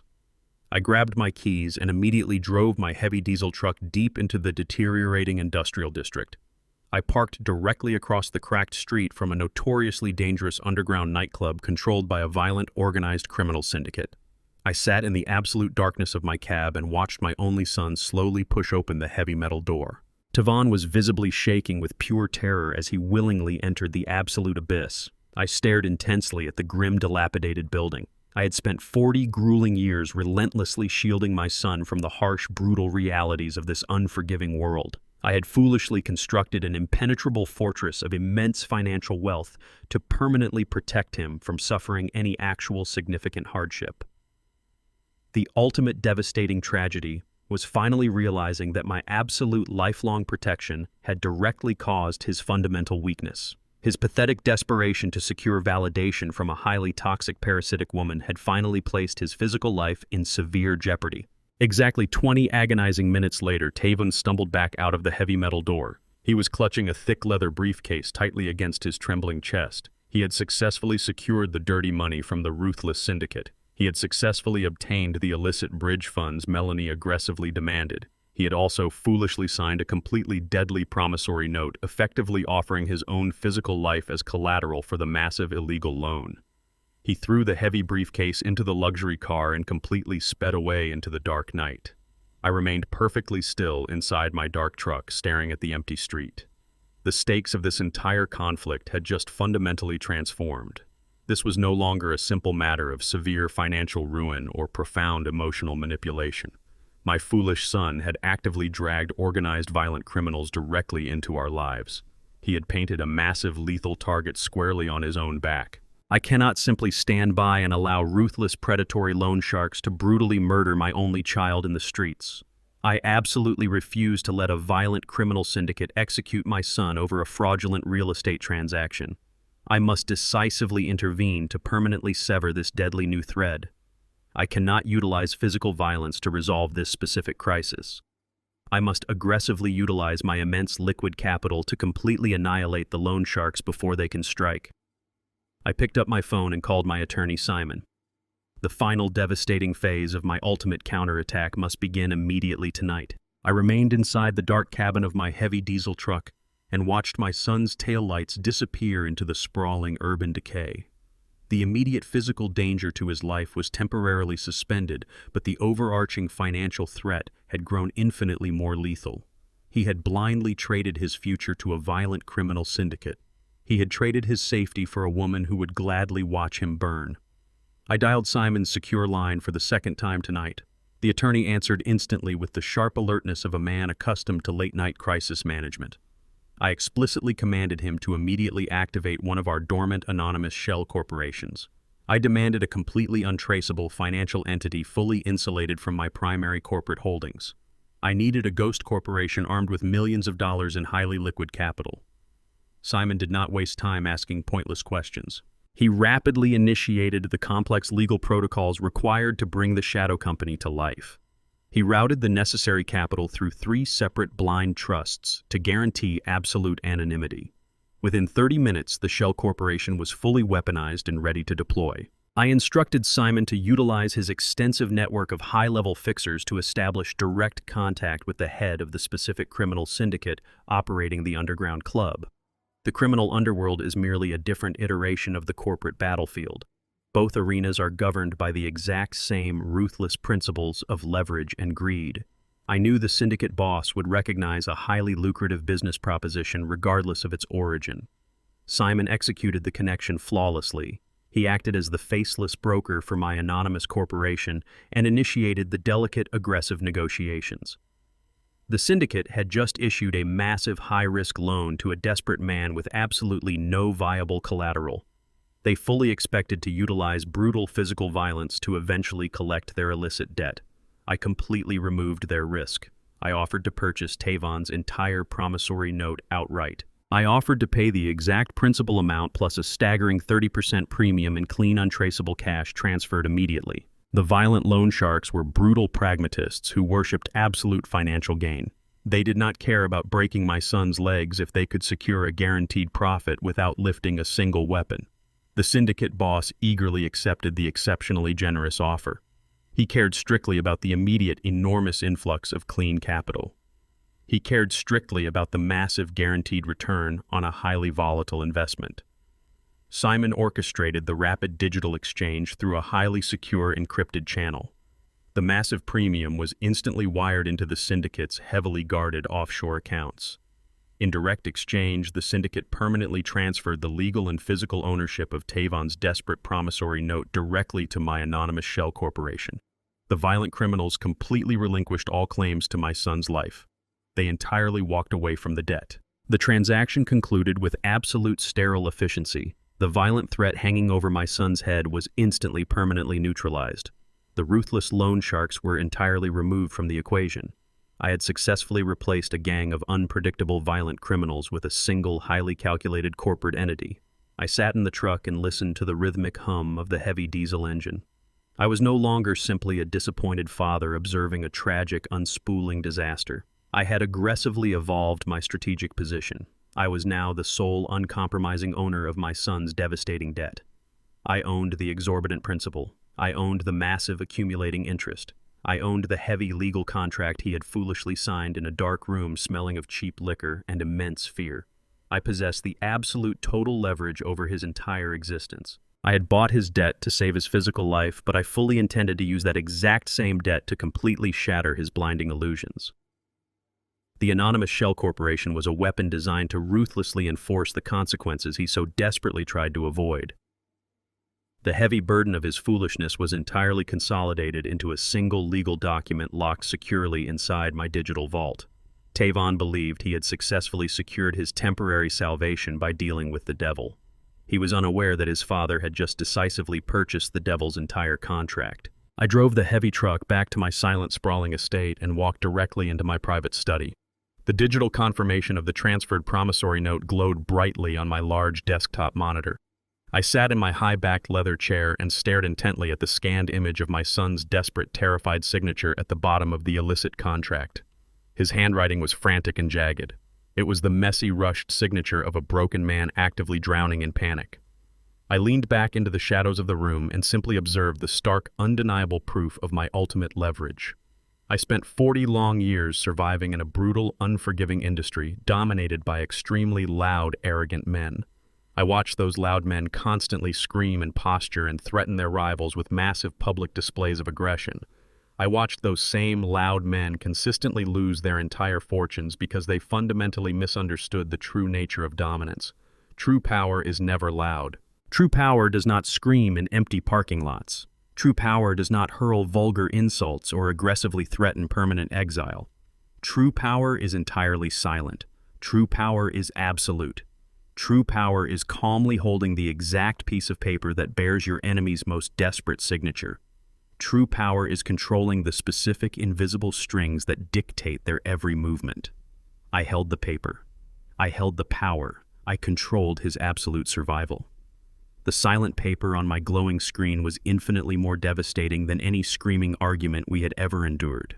Across the city, Tavon frantically burst into his luxury apartment, clutching the heavy leather briefcase. He dropped the massive stack of dirty physical cash directly onto the expensive glass dining table. Melanie stared at the enormous pile of illicit money with absolute raw, predatory hunger. She did not express a single ounce of gratitude for the severe mortal danger her husband had just willingly faced. She did not care that he had effectively mortgaged his own life to appease her intense, raging vanity. She eagerly grabbed the cash and rapidly initiated a complex, secure digital deposit to convert the physical bills into a massive offshore wire transfer. Her manicured fingers flew aggressively across her laptop keyboard. She eagerly typed in the exact routing numbers Gavin had desperately provided earlier that evening. She triumphantly clicked the final execution command to permanently send the massive illicit payment to his waiting overseas account. The digital progress bar appeared on her glowing screen. It inched forward, indicating the massive capital flight was actively processing. Then the screen violently flashed a brilliant warning red. The relentless federal freeze activated flawlessly. Harvey's successful extraction of her cloned data had provided the government with the exact required parameters to intercept the fraudulent transaction in real time. The massive transfer did not reach Gavin. The entire $1 million bridge payment vanished instantly into an impenetrable, secure government holding account.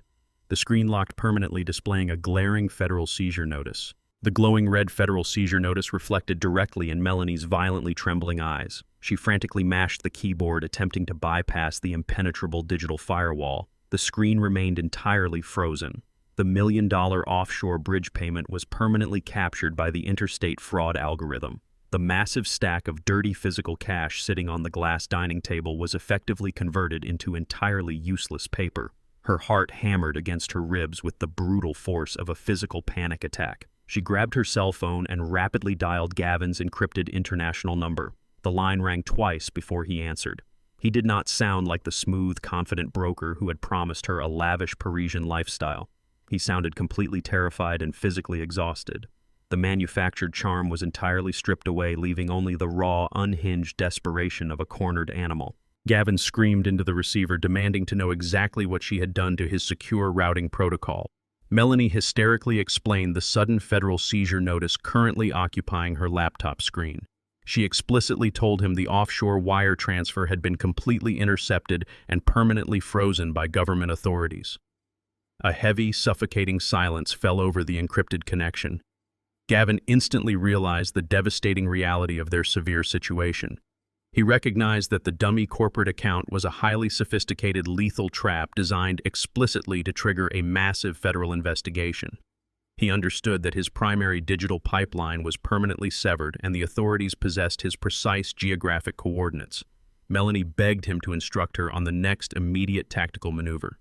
She asked what time she should meet him at the private aviation terminal tomorrow morning. She pleaded for a secondary escape route to salvage their illicit operation. Gavin delivered his response with absolute freezing cruelty. He coldly informed her that there was absolutely no secondary escape route for her. He explicitly stated that the federal authorities were currently tracing the secondary login attempt directly back to her personal computer and her specific residential network. He ruthlessly explained that she was now entirely compromised and highly legally toxic. Melanie felt the cold, paralyzing grip of absolute terror seize her fragile lungs. She desperately reminded him of their meticulous plans and their promised romantic future overseas. Gavin dismissed her pathetic, desperate pleas with a harsh, mocking laugh. He told her she was never anything more than a convenient temporary asset designed specifically to access my deep financial reserves. He brutally clarified that he was currently standing inside a busy international airport terminal holding a single physical ticket to a secure non-extradition country. He abandoned her entirely to save his own physical freedom. He explicitly stated that he would forcefully deny any knowledge of the digital wire fraud if he was ever violently apprehended by federal agents. He promised to legally frame her as the sole desperate mastermind behind the stolen corporate credentials. He declared that she was a deeply foolish, greedy woman who had fatally miscalculated her own severely limited intelligence. Gavin abruptly terminated the secure connection without offering a single word of genuine apology. The sharp digital click echoed loudly throughout her quiet luxury apartment. Melanie dropped the heavy phone directly onto the expensive, pristine carpet. She stared blankly at the massive pile of dirty criminal cash sitting helplessly on her dining table. She fully realized she was completely permanently trapped. Gavin had successfully used her as a convenient human shield against the aggressively incoming federal prosecution. She had actively destroyed her secure domestic marriage and alienated her wealthy father-in-law strictly to finance the rapid escape of a cowardly international criminal. She was now the primary visible target of a massive federal government investigation with absolutely zero viable physical avenues of escape. She willingly walked straight into a highly lethal snare. She locked the heavy steel cage door permanently behind her. The sudden realization of her impending doom crashed into her mind like a runaway freight train. She was holding a mountain of violently obtained cash with absolutely nowhere to run. She could already hear the imaginary sound of heavy tactical boots marching rapidly toward her front door. The illusion of her grand, sophisticated victory was completely reduced to ash. My encrypted cell phone vibrated sharply against the dark mahogany surface of my desk. I picked up the device and read the concise incoming message from Harvey. He explicitly confirmed that Gavin had successfully boarded a private international charter flight departing exclusively for a non-extradition jurisdiction. Gavin was permanently gone. Melanie was now entirely abandoned and completely trapped inside the severe federal snare we had meticulously constructed. The massive steel net had finally pulled perfectly tight around her treacherous throat. I slowly set the phone down and picked up a heavy crystal glass filled with dark-aged bourbon.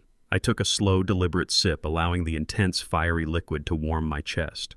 I spent my entire formidable career dealing directly with vicious corporate scavengers and ruthless, opportunistic predators. I learned very early in my relentless ascent that a cornered rat will always fiercely, aggressively protect its own immediate survival above any temporary alliance. Criminals simply do not possess the fundamental structural loyalty required to honor a shared partnership when absolute disaster violently strikes. Gavin recognized the fatal trap and instantly amputated his dead weight without a single moment of genuine hesitation. Melanie completely misunderstood the basic, terrifying rules of the dangerous underworld she eagerly sought to enter. She genuinely believed she was an equal apex predator. She was tragically completely wrong. She was merely a highly disposable pawn eagerly waiting to be sacrificed by a ruthless true monster. Back inside the luxury apartment, Melanie suffered a massive, absolute psychological break. The crushing reality of her inescapable federal prosecution completely fractured her delicate, manufactured sanity. She violently spun away from the frozen computer screen and unleashed a torrential wave of pure, unadulterated hatred directly onto Tavon. She aggressively paced across the expensive hardwood floor, screaming wildly like a deeply cornered feral animal. She completely dropped the loving, supportive facade she had weaponized for years. She viciously called him a deeply pathetic, weak loser who lacked the basic fundamental intelligence to effectively challenge my authority. She cruelly mocked his desperate, pathetic attempts to please her and ruthlessly ridiculed his absolute blind devotion. Tavon tried desperately to speak and calm her spiraling hysteria, but she forcefully screamed directly into his terrified face. The dam finally broke entirely. She actively wanted to inflict the maximum possible psychological devastation before the massive federal authorities inevitably arrived. Melanie stared directly into his wide, panicked eyes and openly, aggressively confessed her ongoing, illicit, secretive affair with Gavin. She explicitly detailed their secret romantic meetings and their meticulous, coordinated efforts to utterly drain his substantial inheritance.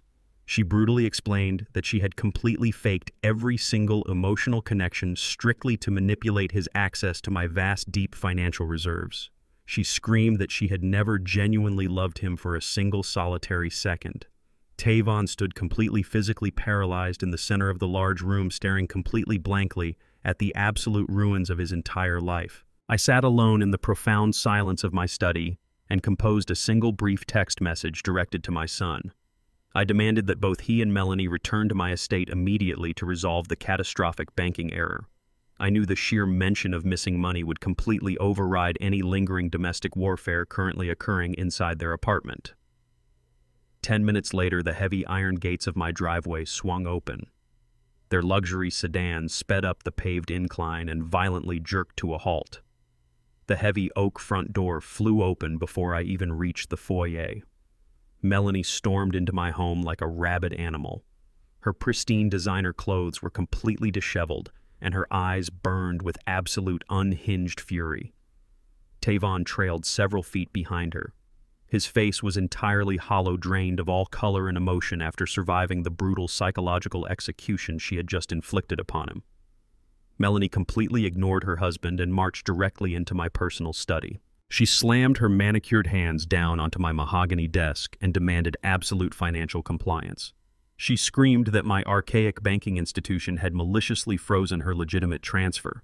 She hysterically commanded me to immediately contact my wealth manager, liquidate my emergency physical reserves, and hand her a bag of untraceable cash to fix the gross systemic error. She genuinely believed she could still successfully bully me into funding her solo escape. I did not offer a single word of apology or compliance.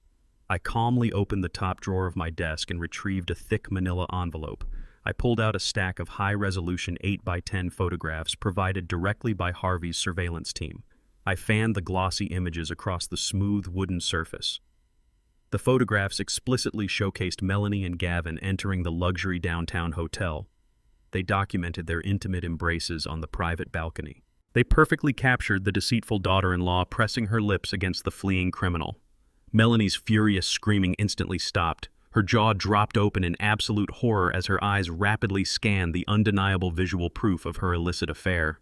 The deafening silence in the study was suddenly shattered by the sharp digital click of my computer mouse. I had connected Harvey's extracted audio files directly to my high-fidelity desktop speakers. The crisp, clear recording of Melanie's own voice echoed violently off the walls of my home. The room filled with the unmistakable sound of her conspiring with Gavin in the hotel parking lot. The recording perfectly captured her mocking my son and eagerly plotting the theft of my massive corporate empire. Then the most damning sentence of the entire illicit conspiracy blasted through the speakers. The recording captured Melanie loudly and proudly referring to me as a stupid old black ATM. Taven physically stumbled backward against the heavy bookshelves. The audio definitively confirmed every single horrific confession she had just screamed at him inside their apartment. Melanie stood completely paralyzed, staring at the glowing computer monitor as if it were a highly venomous snake preparing to strike. Her carefully constructed universe of lies was entirely reduced to ash in a matter of seconds. She desperately tried to form a coherent sentence, but her throat completely seized. She looked frantically between the glossy photographs scattered across my desk and the relentless audio recording still playing her treacherous words. She realized in that exact moment that I had never surrendered to her pathetic demands. She finally understood that the celebratory dinner, the spilled red wine, and the supposed banking error were all meticulously engineered components of a massive, lethal trap. The arrogant woman who had marched into my home expecting a massive cash payout was now physically trembling under the crushing weight of her own absolute exposure.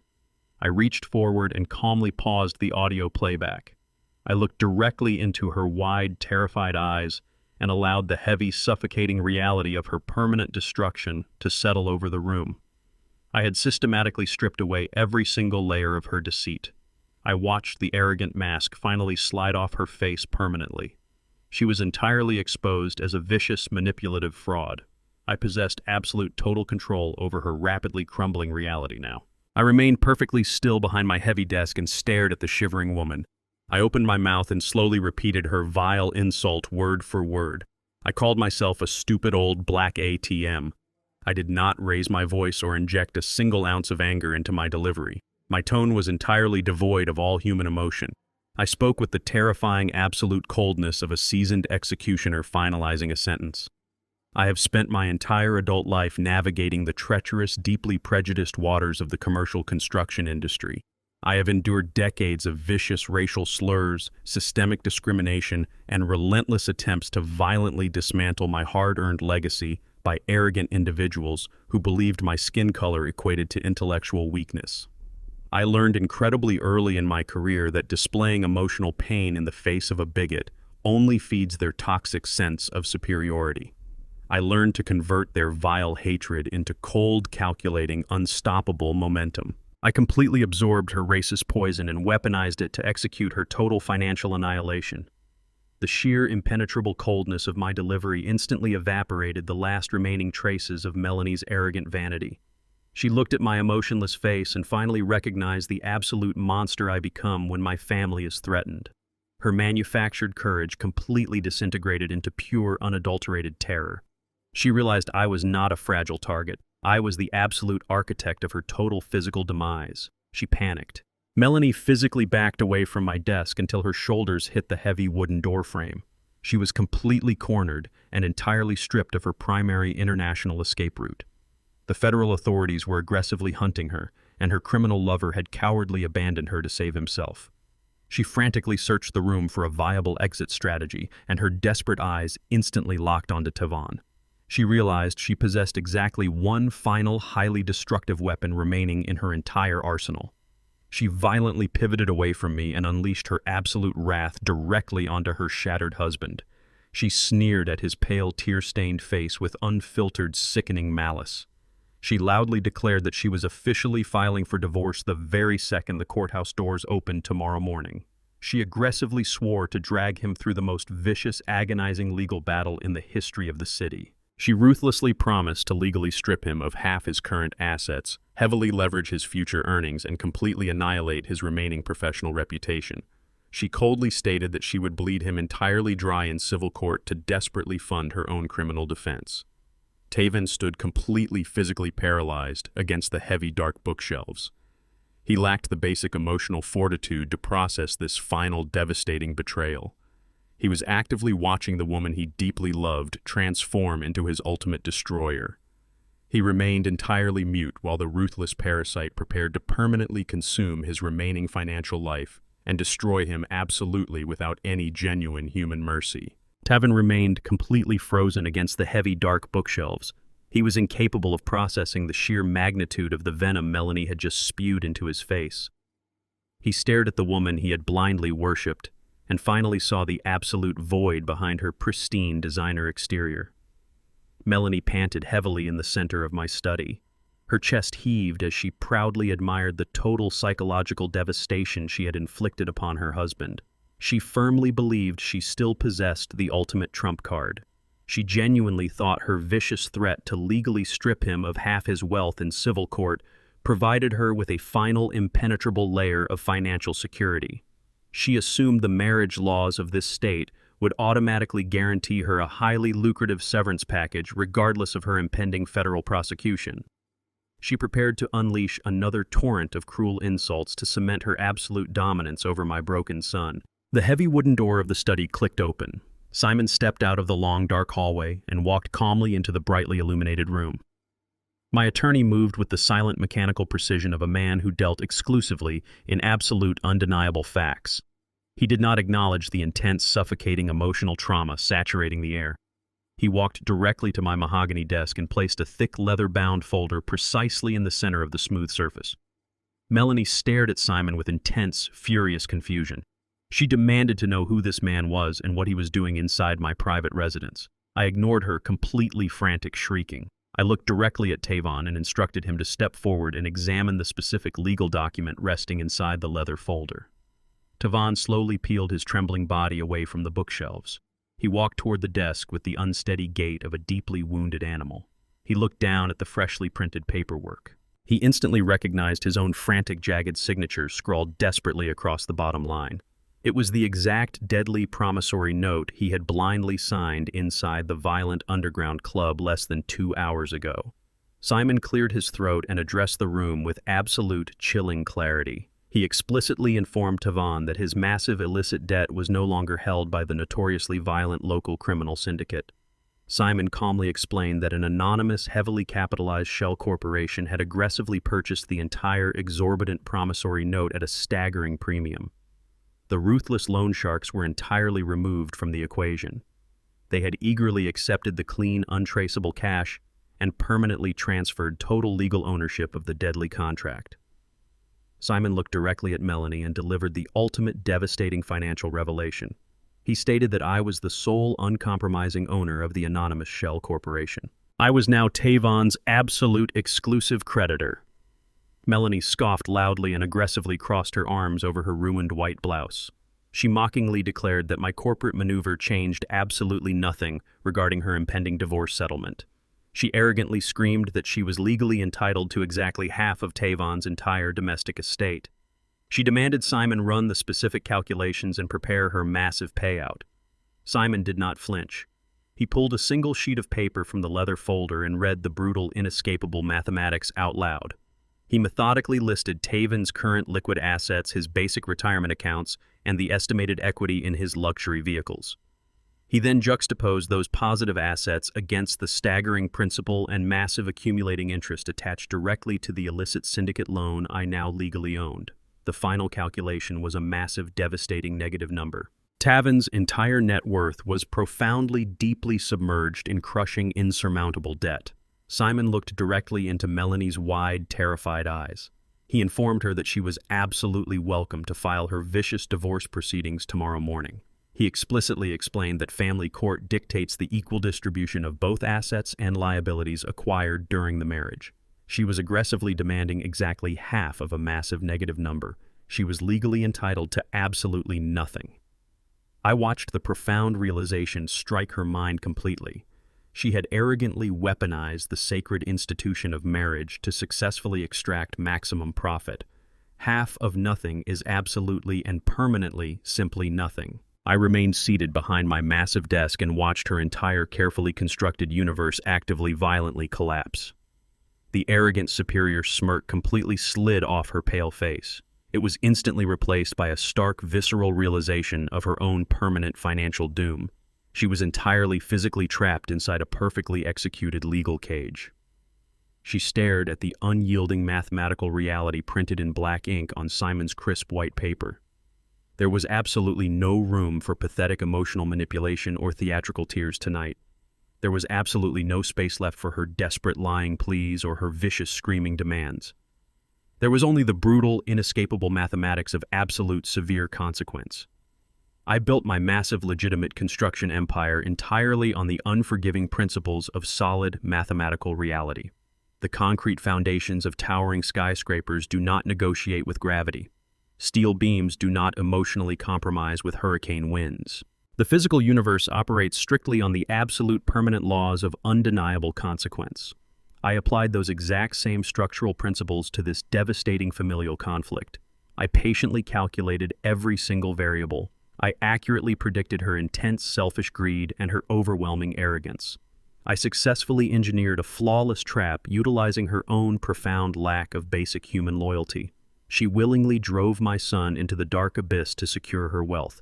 I simply ensured she remained permanently chained to his massive plummeting anchor. She was staring directly at the very hard concrete floor of her grave. The sheer inescapable reality of her total destruction finally broke her completely. Melanie let out a piercing, high-pitched scream of pure, unadulterated madness. She violently swept her arm across the smooth mahogany desk, sending the glossy photographs and the heavy leather folder crashing wildly onto the carpet. She violently shoved Tavon out of her aggressive path and sprinted frantically out of the quiet study. She pounded heavily down the long hallway, desperately fleeing the scene of her total absolute defeat. She grabbed the heavy brass handle of the front oak door and violently yanked it open. She sprinted blindly down the front concrete steps, gasping for the cool night air. Her desperate, frantic escape ended instantly. Brilliant flashing red and blue lights violently illuminated the entire dark driveway. 3 dark, heavy SUVs were parked aggressively across my sprawling, manicured lawn, entirely blocking her luxury sedan. 7 heavily armed federal agents actively swarmed the physical perimeter with their weapons completely drawn. The blinding tactical flashlights instantly pinned her terrified, trembling figure directly against the dark night. An imposing senior federal agent stepped forward and aggressively commanded her to immediately surrender. He officially placed her under physical arrest for massive interstate wire fraud and severe criminal conspiracy. The armed agents forcefully pinned her directly against the hood of her own expensive vehicle. They aggressively pulled her trembling wrists behind her ruined white designer blouse. The heavy steel handcuffs snapped violently shut with a sharp, definitive clicking sound, permanently sealing her fate. The flashing red and blue lights finally vanished into the dark night, taking the treacherous woman entirely out of our lives. The heavy oak front door stood wide open, letting the biting night air sweep violently through the grand foyer. I walked slowly out of my private study and pushed the massive wooden door firmly shut. The loud, definitive click of the heavy brass lock echoed like a gunshot through the sprawling, silent estate. The manic, aggressive energy that had completely saturated my home for the past hour instantly dissipated. It was entirely replaced by a heavy, suffocating stillness. I turned around and walked purposefully back into the study. Tavon had not moved a single inch. He remained securely pinned against the dark mahogany bookshelves exactly where Melanie had abandoned him. His expensive tailored suit hung loosely on his violently trembling frame. He looked exactly like a hollowed-out shell of a human being. The sheer magnitude of his absolute failure finally penetrated his deep psychological denial. He stared blankly at the empty doorway and then looked directly at my face.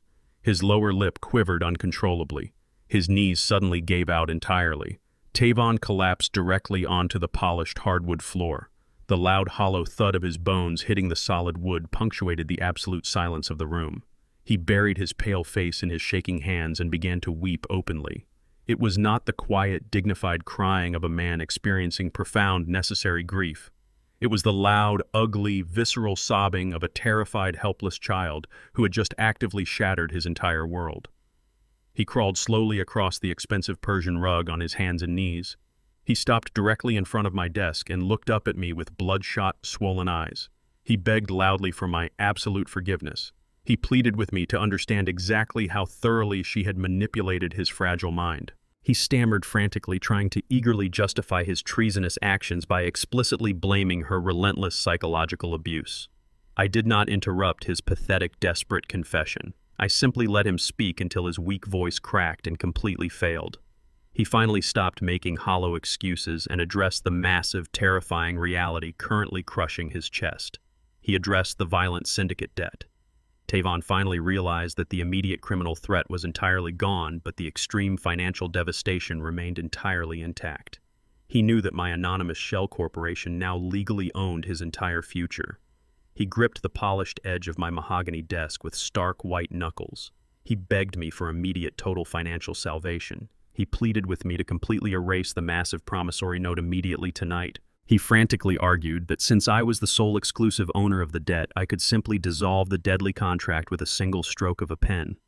He cried hysterically that I was his loving father, and that a father should never permanently ruin his only child. He promised repeatedly that he had fully learned his severe lesson. He swore aggressively he would never disrespect my legacy ever again. He begged me to restore his previous comfortable, secure life and completely shield him from the crushing, insurmountable debt he had willingly acquired. He explicitly asked for absolute, unconditional financial absolution. I sat perfectly still in my high-backed leather chair and listened to his desperate, pathetic bargaining. He still did not fundamentally understand the gravity of his situation.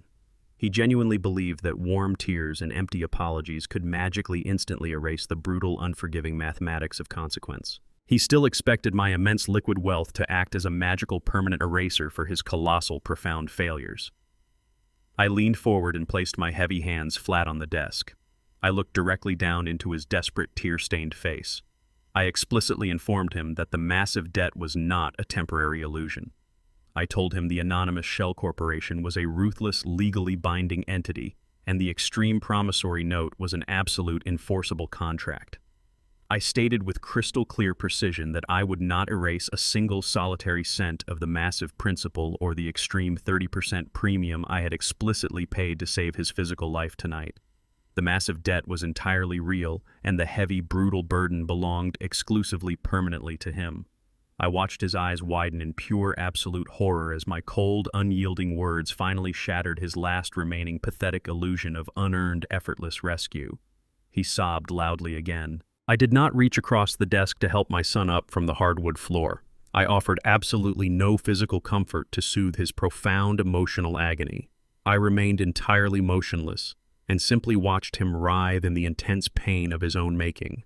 I spent 40 grueling years building an impenetrable corporate fortress explicitly designed to permanently shield him from the harsh, brutal realities of this unforgiving world.